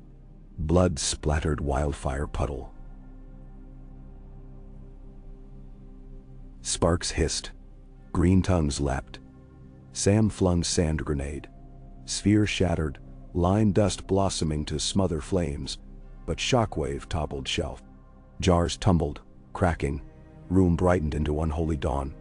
Retreat, Sam shouted. They fled, heat at heels. Tunnel behind roared, stone cracked, ceiling fractured. They reached choke point. Sam prepared. He pulled second sphere pin tossed. Explosion triggered cave-in, ceiling blaze behind avalanche of rubble. Shock threw them against wall, torch guttered out. Darkness enfolded. Sam coughed, lungs stinging. He felt walls, still solid, unsullied, murmured, alive. He smiled weakly, yet mountain rumbled, distant but ominous, like sleeping worm shifting. Sam whispered a prayer that rock might drink Flame's wrath. Dawn found Yon's vanguard, cresting ridge above Dragonstone's harbor. They beheld plumes of smoke, venting fissures, but castle still stood. Relief slumped shoulders. Rhaegal circled before landing heavy on shattered courtyard. Jon dismounted. Riders filed gate. Davos met them, face soot smeared. Sam sealed vault, he reported. But tremors loosened keep foundations. We shore walls, pray no aftershock. Aegon groaned as Maester examined reopened wound. Connington lay nearby, eyes glazed. Bleeding lungs had drowned royal guardian in final flight. Aegon clasped his hand until pulse stilled. Tears streaked soot on Prince's cheeks. They burned Connington at dusk on cliff overlooking sea he once crossed for exile. Jon spoke eulogy. He loved a king, then a prince, then a realm. Honor shaped his heart. Ashes scattered on wind. Afterward, Jon and Aegon stood above painted table. Bran's raven perched window. Feathers moonlit. Jon cracked new scroll. Cat holds lion's throat. Return to rule, or flame will. Signed A. Aegon exhaled. Arya's work nears end. Jon nodded. Then ours begins anew. Assemble lords at Storm's End in 10 days. We march on King's Landing, not with fire, but justice. And winter behind, Aegon added. They clasped wrists, pact renewed. Below, Rhaegal rumbled. Ghost howled at rising moon. Wildfire embers slumbered behind buried stone. War's end glimmered faint upon horizon. Fragile dawn yet to break. But two brothers now bore realm's weight with shoulders tempered by dragonfire and frost. Whether that dawn would rise golden, or be swallowed by ash depended on courage, cunning, and the unseen blade of a cat hunting in the dark streets of the king's city. Far away, in that city's maze of alleys, Arya Stark stalked Cersei Lannister through a shattered sept yard. Moonlight silvered plumes of dust where statues lay broken. The lioness, cornered at last, pressed back against cold marble. Dagger clutched. Arya stepped from shadow, eyes reflecting starlight, and the dawn began its measured crawl toward whatever songs might one day remember this night. Ei, Kea. Moonlight spilled through the broken rose window of the ruined sept, carving long blades of silver across crumbled pews and mounds of tumbled masonry. It glazed Cersei's ragged hair to a tarnished crown, and limned every threadbare fold of the cloak she had stolen from a beggar girl at dawn. Her once gilded cuirass had been traded for patchwork leathers, half the gilding flaked away from her greaves. Yet her pale green eyes still burned with all the fury of a lioness cornered in her own lair. She clutched a stiletto in blood-raw fingers, pressing her back into cold stone. Marble dust spangled the air. Each shallow breath sent motes dancing before her like maddened fireflies. Across the nave, the shadow that had followed her for 3 nights straightened to a girl's shape. Slight, lean, every muscle coiled. Arya Stark's tattered cloak rippled in a wind no one felt. She wore the blank mask of a Lysini fishmonger, but she drew it away as she stepped into moonlight and let the face of a wolf's daughter shine, all sharp bones and winter eyes. Cersei's lip twitched. Another Stark, she rasped. How many of you plot to gnaw my bones? As many as you gave cause, Arya answered, voice low and flint hard. She moved nearer, boots whispering on grit. The dagger she carried was Needle's pale twin, Valyrian steel sheathed in shadow, lifted from a Braavosi assassin whose heart no longer beat. You're cornered, lioness. Yield and the hand of justice might fall gentler than the one you showed my father. Then? A harsh laugh cracked Cersei's throat. Your father died for trusting in gentleness. She shifted the stiletto, thumb brushing its edge. I will not die kneeling. I did not ask you to kneel. Arya's fingers tightened on her hilt. I asked you to yield. Cersei's chin lifted. Around them, the shattered sept whispered, with 1,000 half-remembered prayers, I birthed dragonslayer kings and queens. I have sat where no wolf ever dared dream. I will not trade my name for chains. Menmawan. Then keep your name. Arya took another step, feather light. The grave cares little which names fill it. The silence that followed felt like a held breath from every ghost the Sept had ever harbored. Cersei's eyes flicked left, seeking escape along a corridor choked by fallen masonry. Moonlight died there, swallowed by black. She licked dry lips. If you meant to kill me, you would charge, not parley. What stays your hand? Your death must serve more than vengeance, Arya said. The realm bleeds. A public trial could balm some of its wounds. No.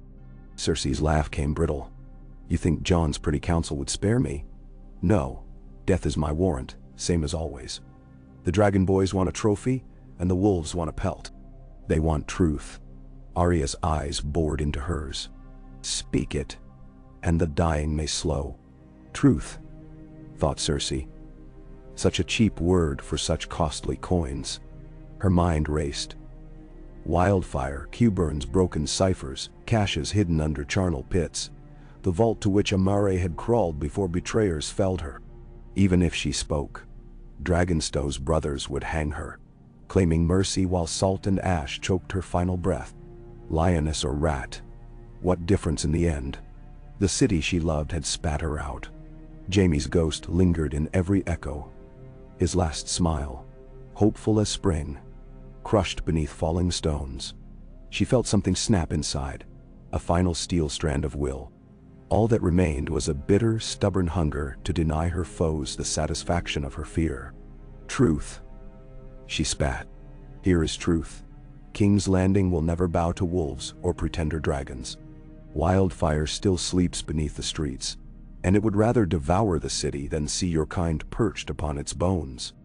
Bendaso. Arya's dagger dipped. You'd burn innocence to spite the crown you already lost. I would burn the world to save my children. Rage flared. Swift as viper strike, and the world betrayed them. A shift of shadow, a blur too quick for thought. Cersei slashed. Arya swayed aside, steel kissing air. In the same breath, her own blade flashed. Cersei felt a sudden chill on her cheek, not pain, only wetness. A thread of blood slid down to her chin.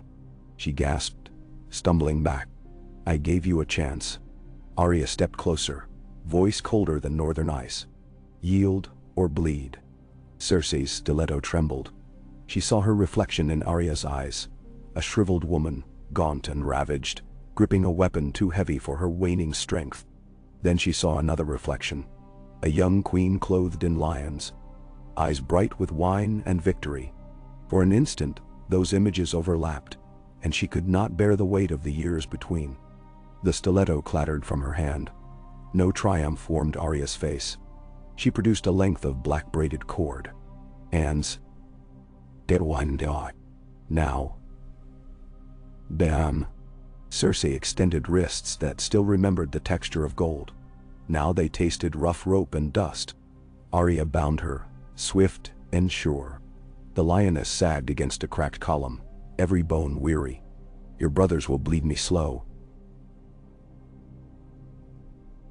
she muttered. If they wished blood, I'd leave you here, Arya said. But the realm needs closure. Cersei barked a laugh drained of mirth. Closure is a lie. Ask any widow. Arya said nothing. She sheathed her dagger, donned the fishmonger's mask again, her face folded away like a flame snuffed under a glass. When she turned, she was nameless, expressionless, a phantom in human skin. She hauled Cersei to her feet. Outside, the city lay quiet, broken, waiting. Near the changed mouth of the Blackwater, Jon's vanguard rode at dawn of the 10th day. Morning fog clung to the shore in shreds, revealing the river mouth cluttered with burned hulks. Euron's graveyard fleet. Gulls wheeled, screaming. Soldiers stared at the half-sunken wreck of silence, where splinters still jutted like broken teeth. Jon drew shade to a halt above the embankment. A hush fell on the column. Aegon rode abreast upon a pale destrier, bandaged shoulder hidden beneath boiled leather pauldrons. Rhaegal soared overhead, now fully healed. a living pennant of green bronze against the sky. The riverbanks crawled with small folk, picking charred beams for fuel. When they saw the direwolf dragon banner, most knelt. Some rose slowly, eyes dark with fear that yet remembered dragons bound to madness. John's throat tightened. "We cannot enter as conquerors," he murmured. "Then we enter as healers," Aegon said, spurring forward. He unbuckled his sword belt and handed it to a startled squire.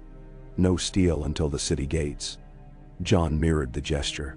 Vale knights and Tyrell men hesitated, but followed, tying weapons to saddles or wagon racks. The procession resumed. No drums, no fanfare. Only hoofbeats and murmur of churning river. At Mudgate the portcullis stood half-raised, winch broken when fleeing Lannister men had tried to jam it. 2 Kingsguard remained on watch. Sir Boros Blount and Sir Talbert Serry, armor dented, red cloaks ragged. They lowered pikes uncertainly. John reined in. "Sir Boros?"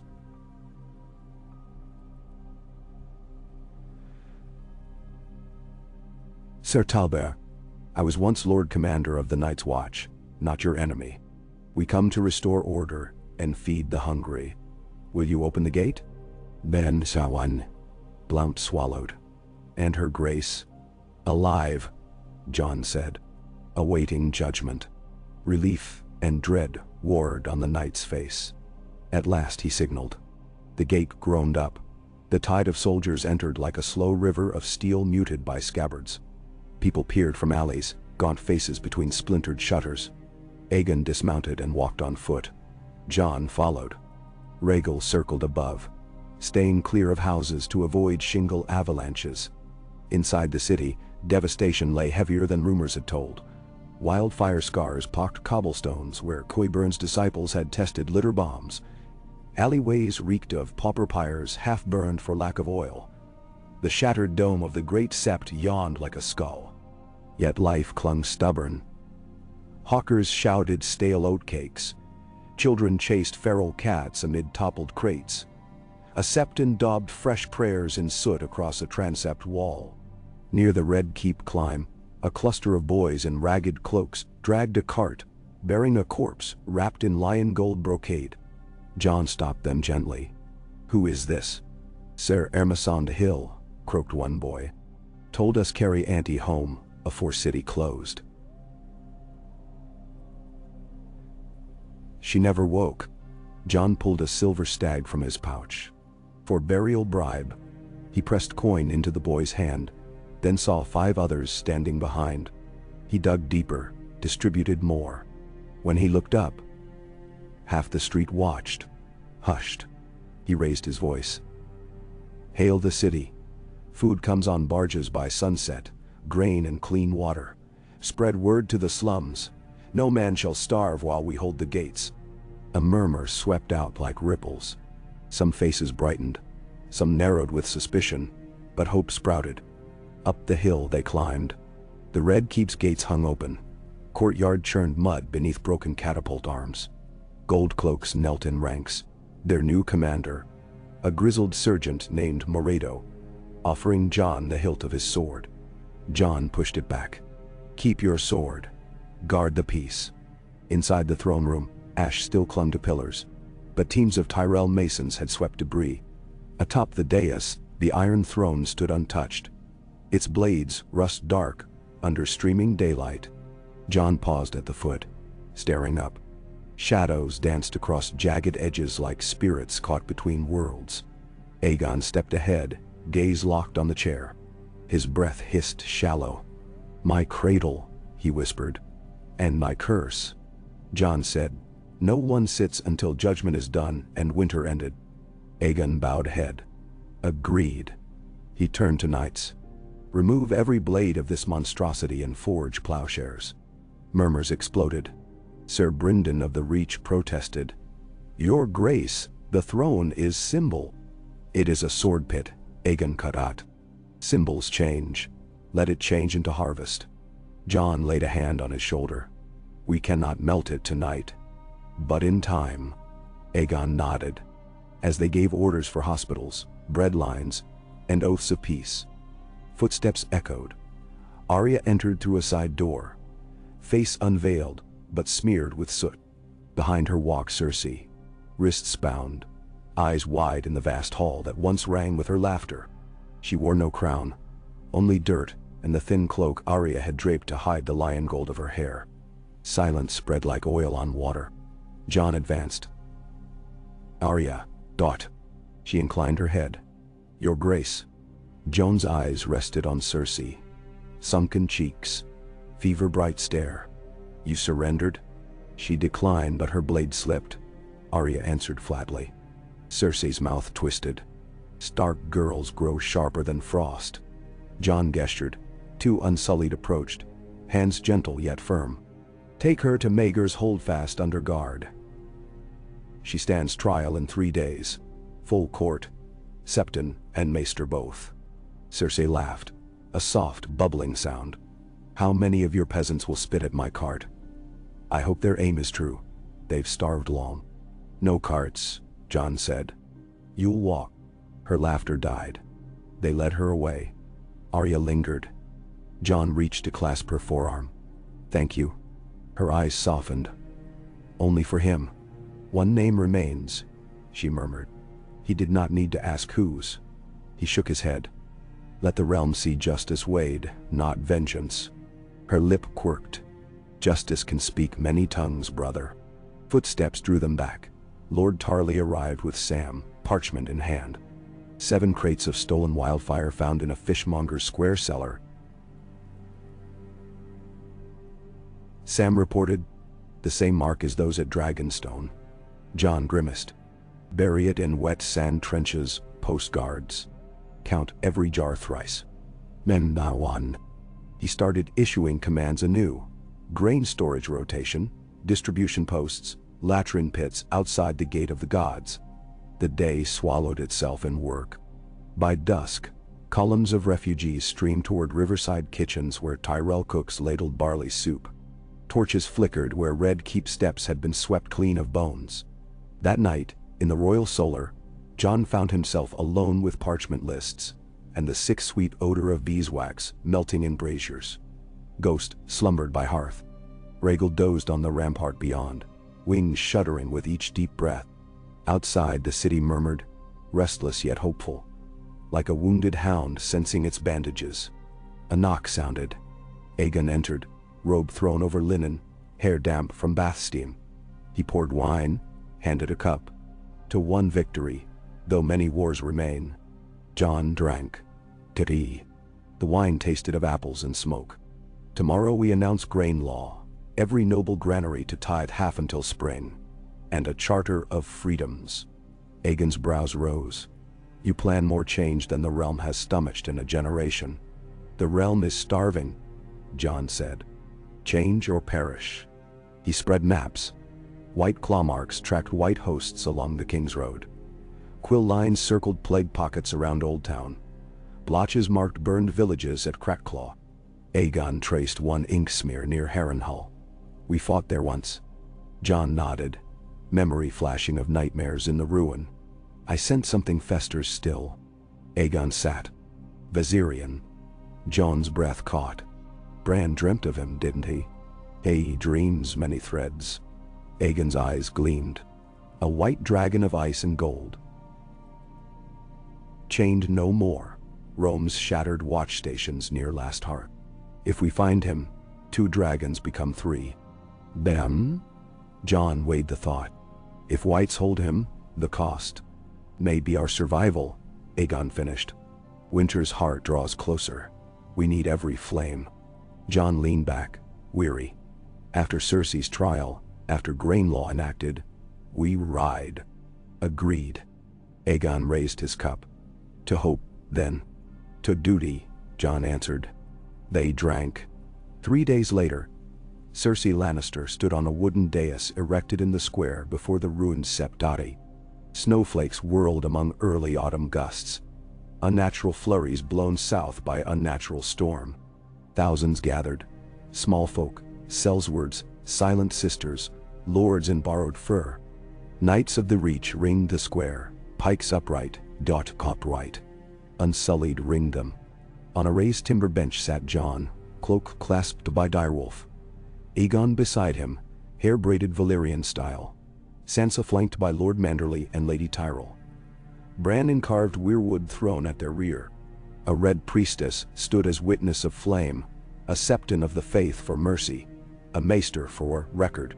Cersei wore plain gray wool. Cold reddened her cheeks, but pride held her spine. Jon rose. His voice carried, clear and solemn. He recited charges: regicide conspiracy, wildfire plots, murder of trust. He named the dead: Ned Stark, Robert Baratheon, 100 small folk roasted by dragonfire she unleashed long ago. He offered her chance to speak. Eyes like cracked jade surveyed the assembly. Many names, she said, yet each one stood between me and my children's safety. I do not repent what a mother does to guard her young. Murmurs rolled. Jon nodded once. Spoken.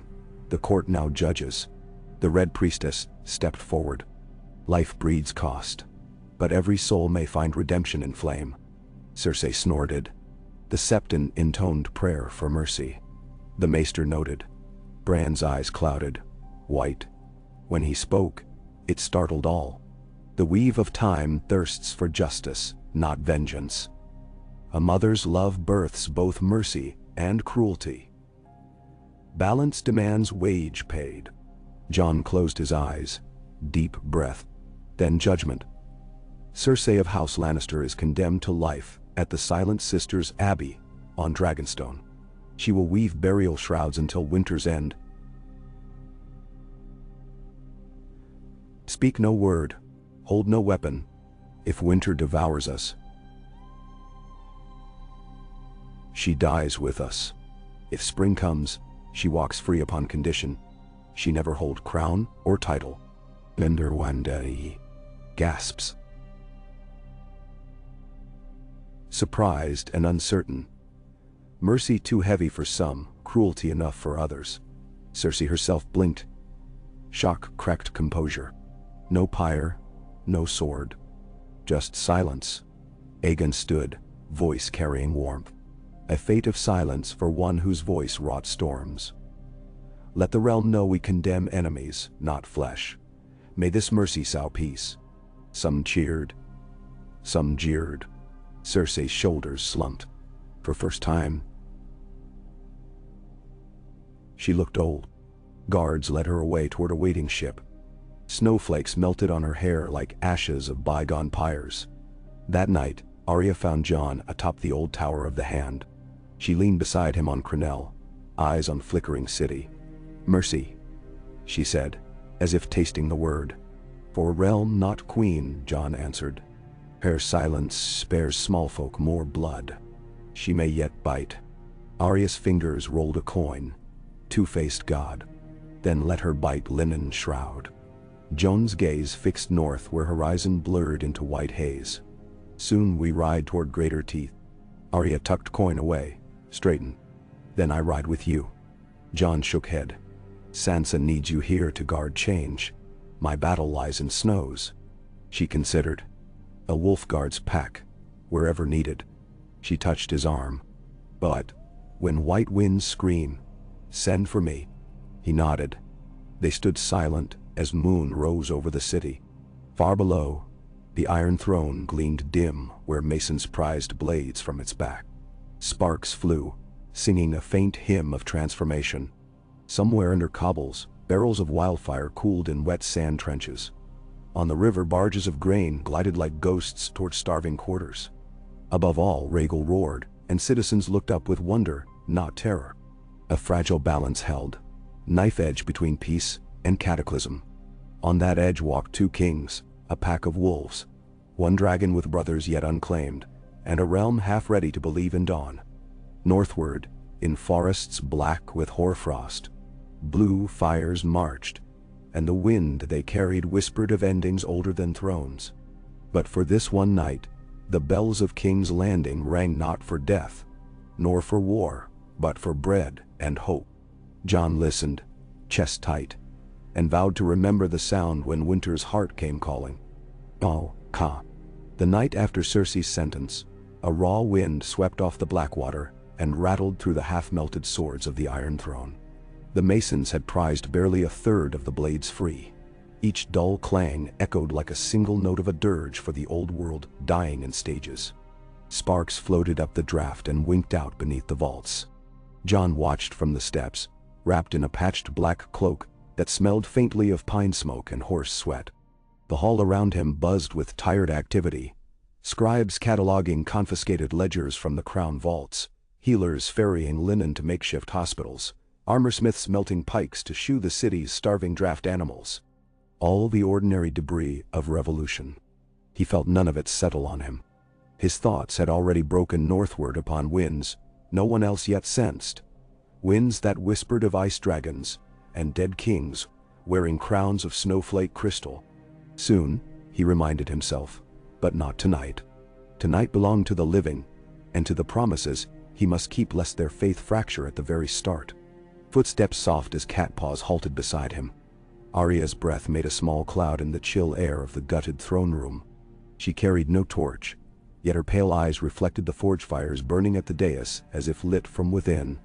"You look as if the weight is squeezing your ribs," she murmured. "They are still cracked," he answered, half-smile crooked. "But the weight helps me remember not to breathe too deep. It helps me remember to watch your back." She surveyed the crew's prizing sword hilts from the throne, sparks snaking up their sleeves. 3 years ago I would have cheered to see that thing torn down. Now I'm not so sure. "Why?" She rolled a shoulder. "Sansa says symbols matter. Tear one down, and nothing fills its space until something uglier grows into the gap. You build plowshares, good, but thousands will still imagine themselves kings of something." Jon let his gaze drift past the throne toward the open doors and the city bristling in darkness beyond. Let them imagine. Imagination can starve while people eat. That is our first duty. He paused. The second waits in the snow. Arya's smile was a white flash. At least snow is familiar. They parted. She drifted down the steps toward her own mysteries. He climbed them, stepping over bundled sword stems, and ducked into the old council antechamber. Sansa stood there with parchment rolled under her palm and a goblet she had not sipped. Candlelight shimmered over copper in her hair. Her eyes were calculations and concern. "Lord Tarly audits every granary east of the Honeywine," she reported. "But transport grows slow. Tyrell galleys can bring half, Dornish caravans the rest, if the storms allow." "He will make the storms allow," Jon said. "Wyman Manderley sails by the morrow's tide to escort them. The Reach must trust our word, and the North must show its cost." Sansa searched his face. "And what of you?" "I leave as soon as the last oath is sealed." Something in her stiffened. "Your place could be here, forging this new order." "My place is where the winter falls first," he answered gently. "And Vale Riders march with me. You intend to follow that dream, an ice dragon chained near Last Hearth. Dream or not, Bran believes it. He has never lied about the dark things. If Viserion can be recovered, 3 dragons balance against the dead. And if he cannot," Jon's mouth thinned, "then 2 must do. Or none, if the dead still find a way to unmake them." She toyed with the parchment. "I do not argue to keep you, brother, only to know I will not bury another member of our family." "You won't." He clasped her hand, felt ink calluses he did not remember. "Guard the charter. Build the courts. When I return it will be to a realm worth saving." She squeezed his fingers, released him, and rolled the parchment open. A rough draft of the grain law. Signatures blossomed along the margin. Lords of Carhold, Gulltown, Hornhill, Blackmont.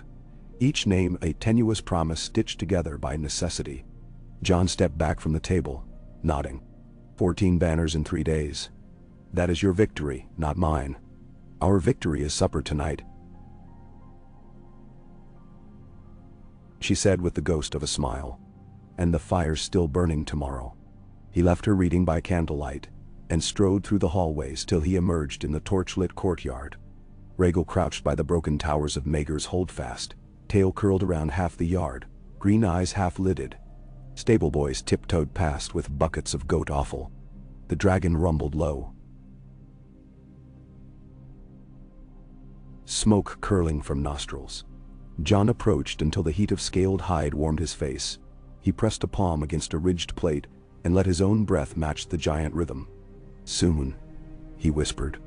The dragon's eyelid lifted. A round pupil pinned him with lazy familiarity.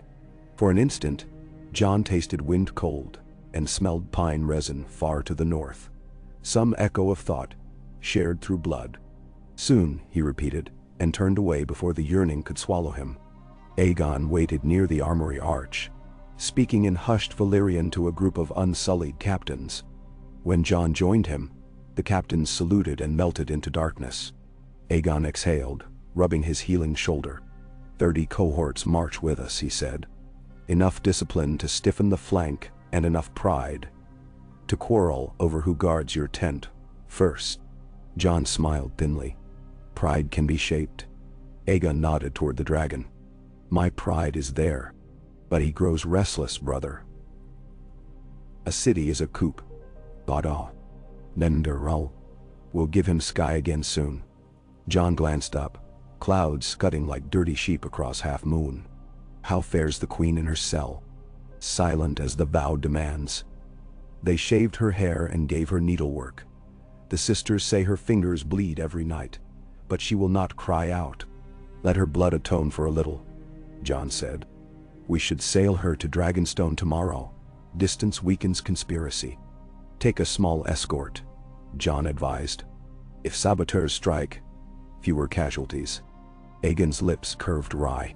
"I meant to lead it myself." "No," Jon said, firmer than intended. "The realm must see you rule while I ride north. Send Sir Duckfield. The people trust him. They watched him bleed in the bay." Aegon opened his mouth. "Shut it," then inclined his head. "Very well." His gaze drifted over ramparts, the ruinous silhouette of the city. "They will call me weak for sparing her. They will call you strong for taking burden instead of vengeance." He laughed quietly. "Fools and singers may share few notes." They clasped forearms. Lightning flickered far across the sea. 2 days later, at dawn glazed rose across the river mists. Jon's host gathered outside the gate of the gods. 10,000 souls answered his call. Vale knights under brass-winged helms. Northmen in furs crusted with hoarfrost, though the ground here lay bare. Crannogman trackers painted with swamp reeds. Unsullied ranks perfect as carved stone. Grain carts, sappers, apothecary wagons, farriers, wheelwrights, smiths with mobile forges. They stretched half a league. Springsteel banners snapped. Direwolf entwined with 3-headed dragon, falcon stooping, flayed man scarlet upon umber brown, trident of Tully woven into Tyrell green. For the first time anyone alive could recall, no lion roared among them. King's Landing citizens lined the walls. Hushed. Some cheered. More merely watched, hope and worry braided in their eyes. Jon rode shade to the head of the column. Beside him, Aegon mounted a dapple gray charger. Though he would not ride north, ceremony demanded the two kings present a united front. Between them paced Ghost. Hackles raised at drums. Samwell sat a shaggy Roundsey behind the Stark banner, quills and ledgers stowed in waterproof tubes. Gilly and Little Sam remained in the city's new maesters, keep where healers needed every steady hand. Sam tried to sit tall, but his shoulders were already red raw beneath mail he had never quite grown used to. The old gate horn sounded once. Low call. Jon raised his sword, Longclaw's fresh polish glinting. Rhaegal answered with a roar from the battlements, wings breaking air in thunder sweeps. The dragon ascended, chasing dawn. The column marched. Outside the city it rejoined the King's Road, but Jon veered east before Maidenpool. He sought no repeat of the ruin he'd seen along that track.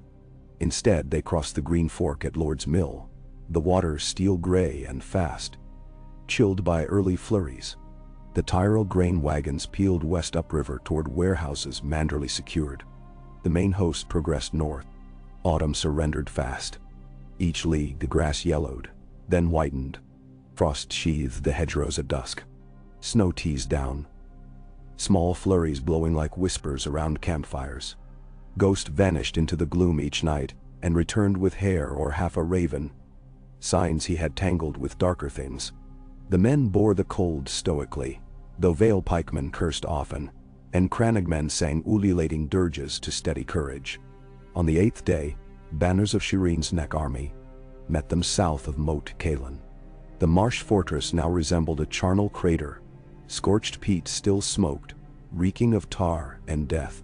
But the wall stood, repaired in haste with pine trunks and spiked beams.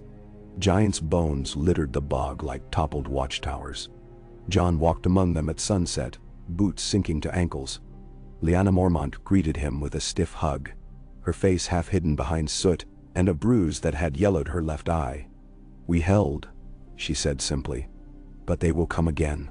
Shireen joined them, blue cloak patched, grayscale scars stark in torch glow. Scouts report white shadows near the Fever River. Not whites, riders like frost mirrors. Another host. "How far?" Jon asked. "2 marches south," Shireen said. "Then we break at dawn." He studied the skeletal hills to the north. Last Hearth in that direction, and the reports of an ice dragon. "We need more eyes." Howland Reed glided from shadow like a ghost of his own fen. "Crannog boats can skim the rivers unseen." Jon nodded. "Mark their flanks and rear.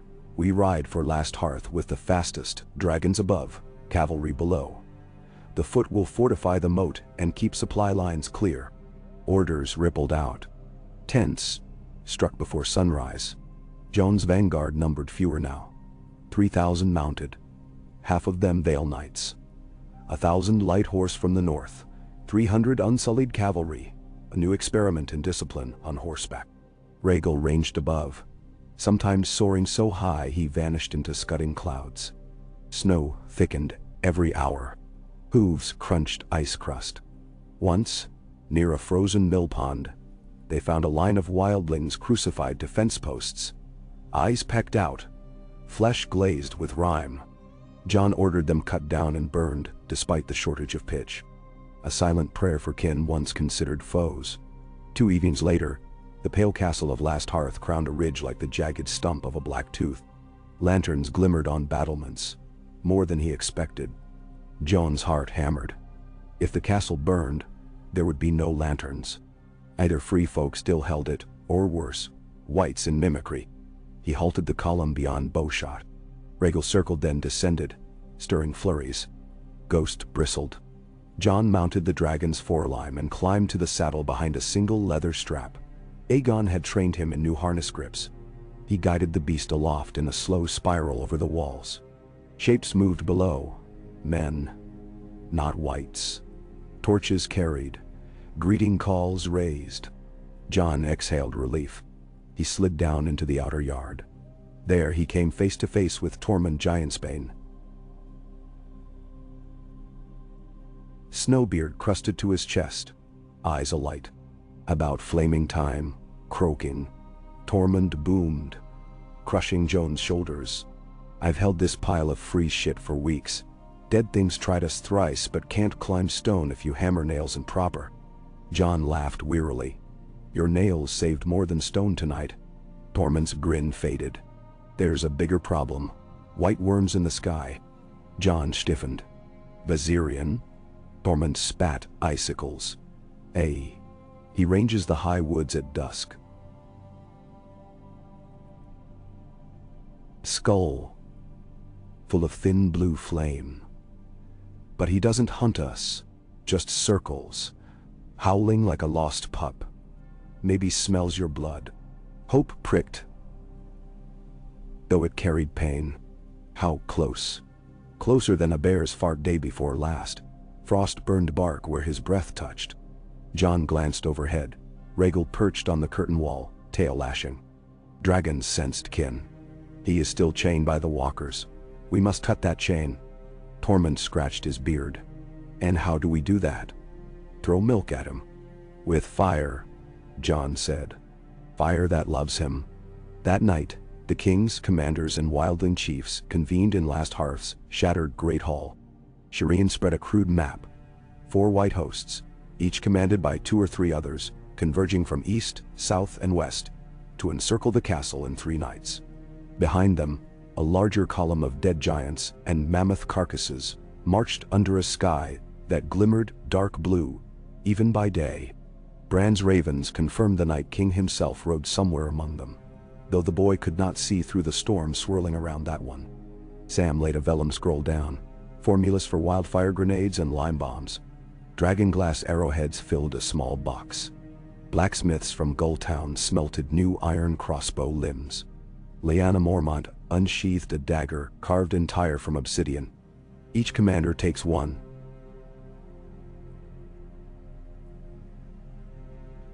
She said, "Deliver it to the White One's hearts." Jon eyed the map. Duh. They hope to pin us, starve us, lure Rhaegal within scorpion range. What scorpions? Howland Reed asked. Sam coughed. We captured 2 in a wreck downriver. The Whites may have salvaged others. Better we strike first, Jon said. Open a breach through their east wing before they entrench. Then we ride Rhaegal at dusk while Vale lances hit the center. And the Ice Dragon? Shireen asked. We draw him, Jon answered.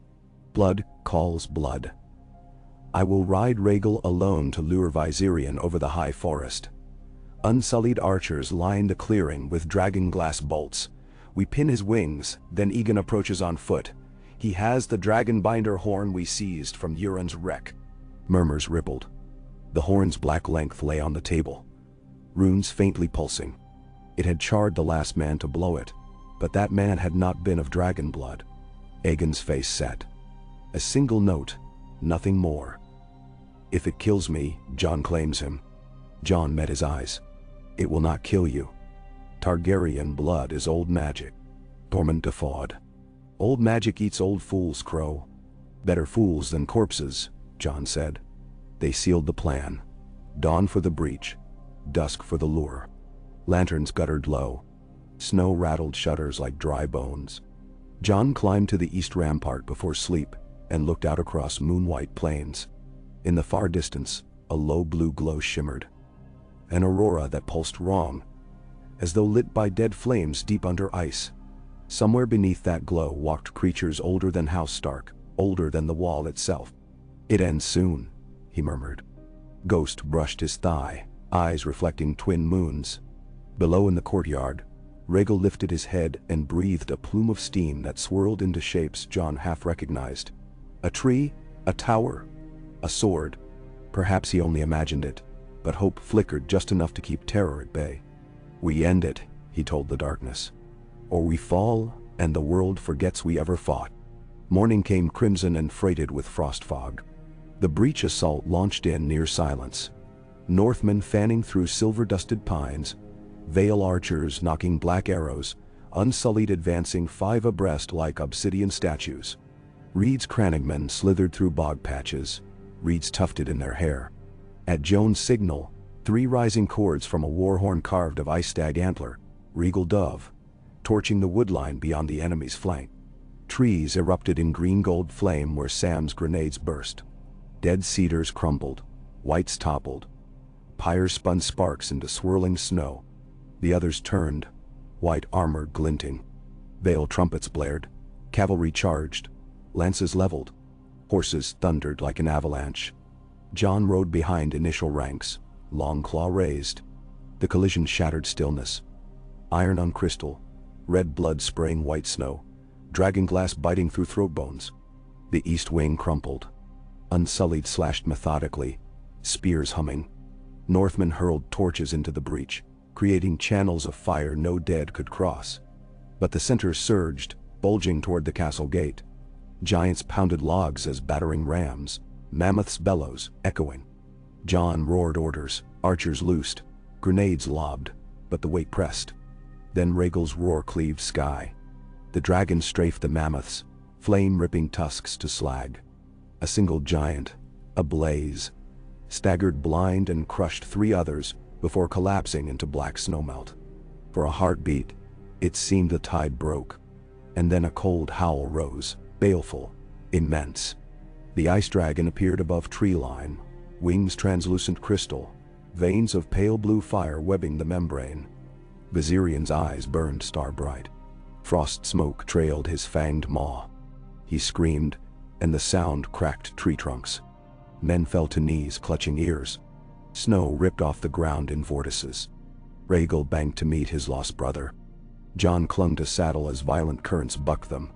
He felt the dragon's heart hammer, felt a confusion bridging love and fear radiate through the scales. Below, ice and fire breathed in counterpoint. Viserion spewed a beam of blue-white flame. It struck the castle's belfry, exploding stone, shards spraying across courtyard. Shireen's command post toppled.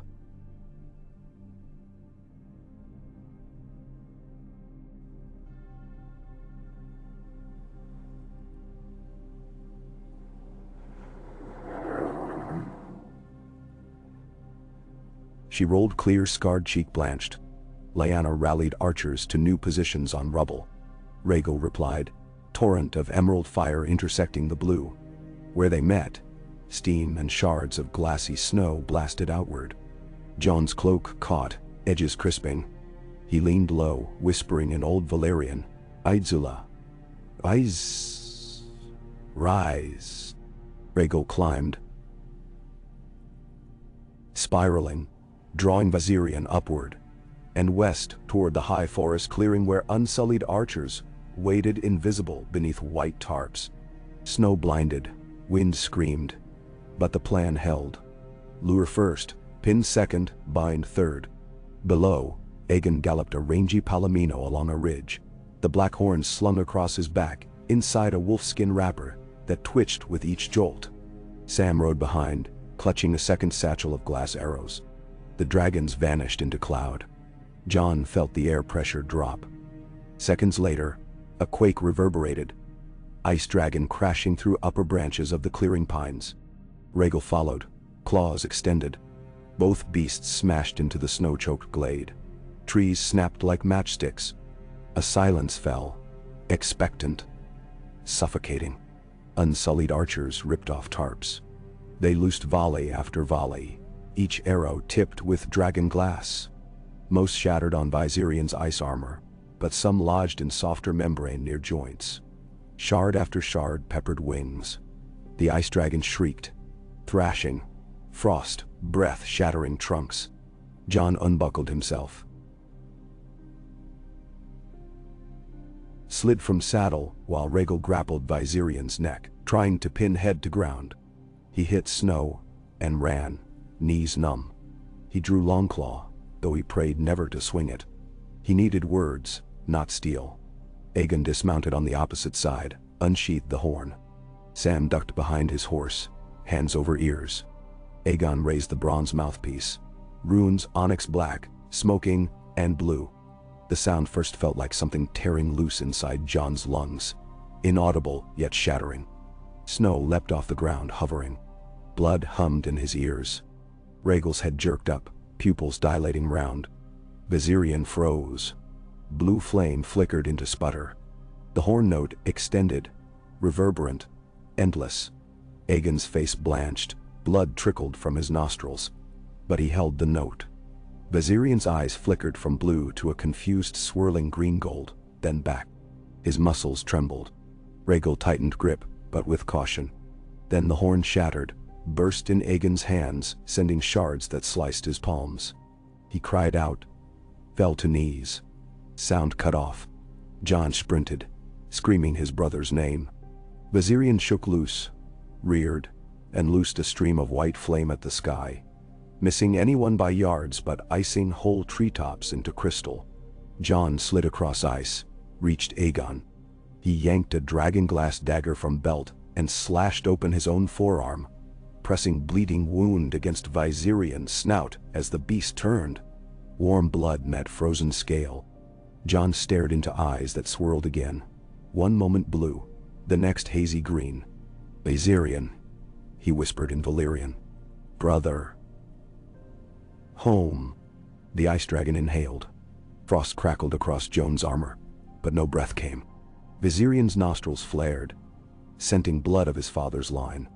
Behind them, Rhaegal crooned, a plaintive thrumming. Blue flame died. Viserion's neck lowered. Jon pressed his palm to ridged snout and closed his eyes.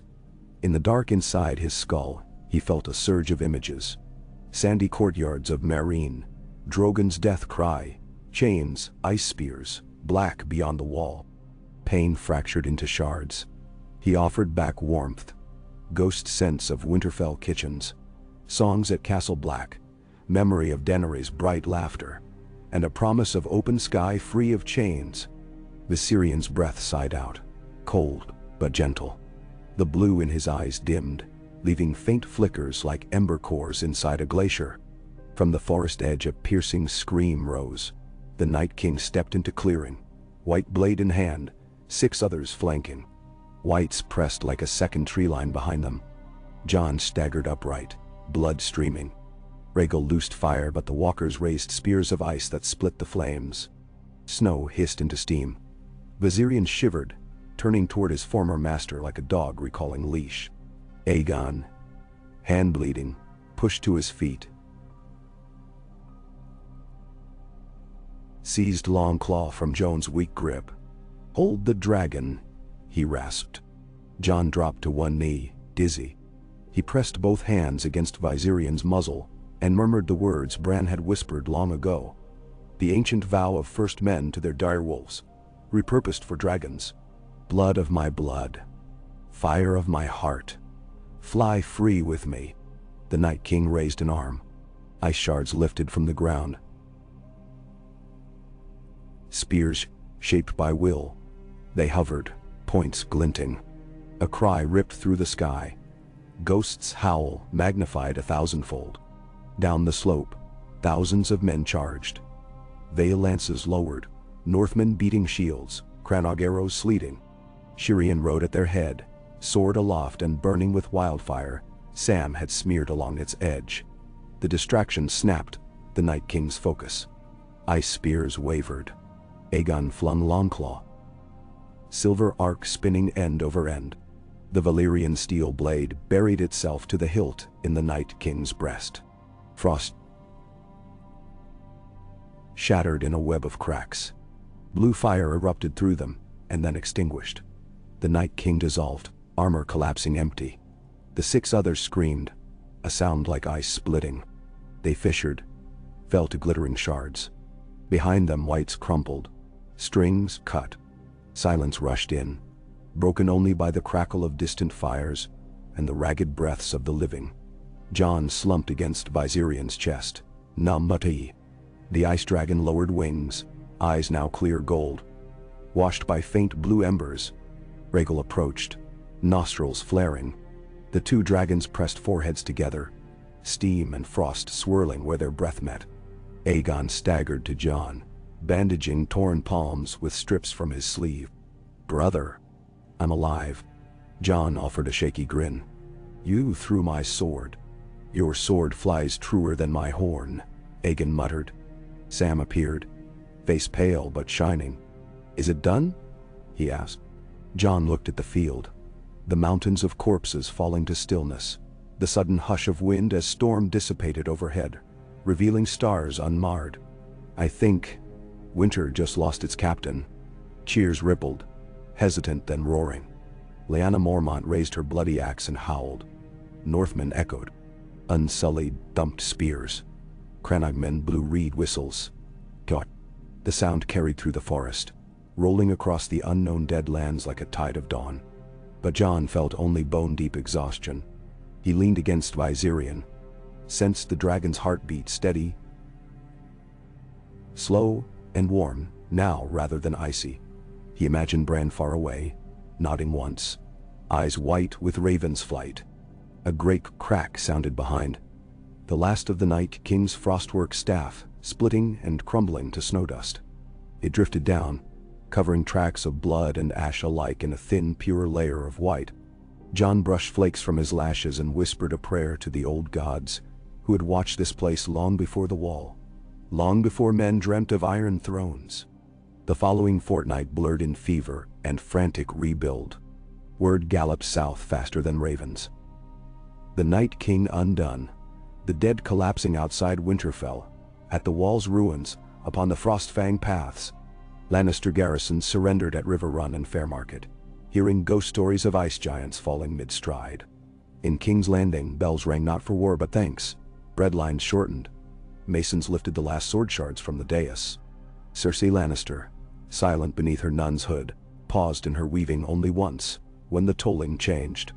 Something like regret flickered across her ravaged features, then vanished beneath the vow.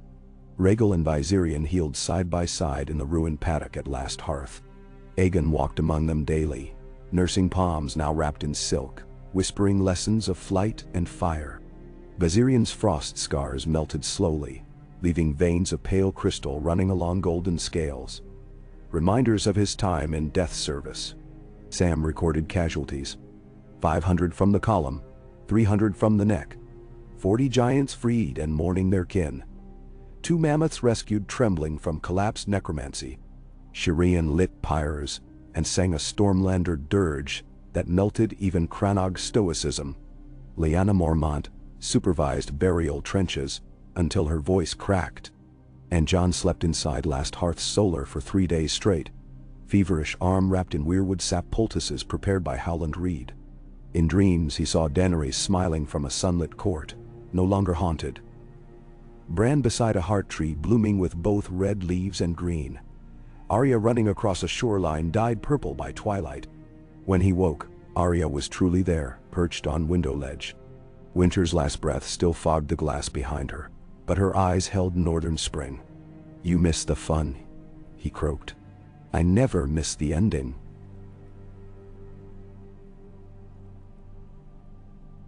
She said, and pressed a cup of willow bark to his lips. "But I might have to learn beginnings." He drank, grimaced. "Cersei, silent. Sansa keeps watch." She shrugged. "A vow of silence is a wide space for secrets. Secrets end eventually." "Everything ends," Arya agreed, gaze flicking to the 2 dragons basking in low sun beyond the walls. "But you look like you might start again." Jon flexed his bandaged arm, felt pain flare and fade. "We all start again. Fiefs to rebuild, swords to melt, courts to craft. Then now. And stories to tell," she added, half teasing. "Stories never end. Then let ours begin new chapters." Arya gave him a soft punch on the shoulder. "Your council in the south is sharpening quills already. Best not keep them waiting." Jon managed a smile. "Then let's ride." Outside, bells started anew. Not the dire alarm of winter, nor the cautious toll of bread rations, but a bright peal like birdsong forged in bronze. Jon swung his legs from the cot, let the chill bite hard enough to assure him it was no dream, and stood. Ghost rose, stretching, pressing head into his palm. Together they walked to greet a world that, at last, felt possible to mend. Behind him, the Iron Throne waited in pieces, waiting to be forged into 100 plowshares. Ahead lay fields dormant under drifts soon to thaw. Ashes to sweep and seeds to scatter, kings to advise and burdens to bear. Between sat dragons, green and gold, fire and frost, watching dawn break over a sky unchained for the first time in living memory. And when the first light stole across the snow-gilt clearing, Jon Stark, Jon Targaryen, felt the weight that had long crushed his ribs lighten like a mantle he chose instead of inherited. He breathed deep, ribs knitting with the cold, and walked into the day where the songs had not yet been written, but the notes already shimmered in the frosted air.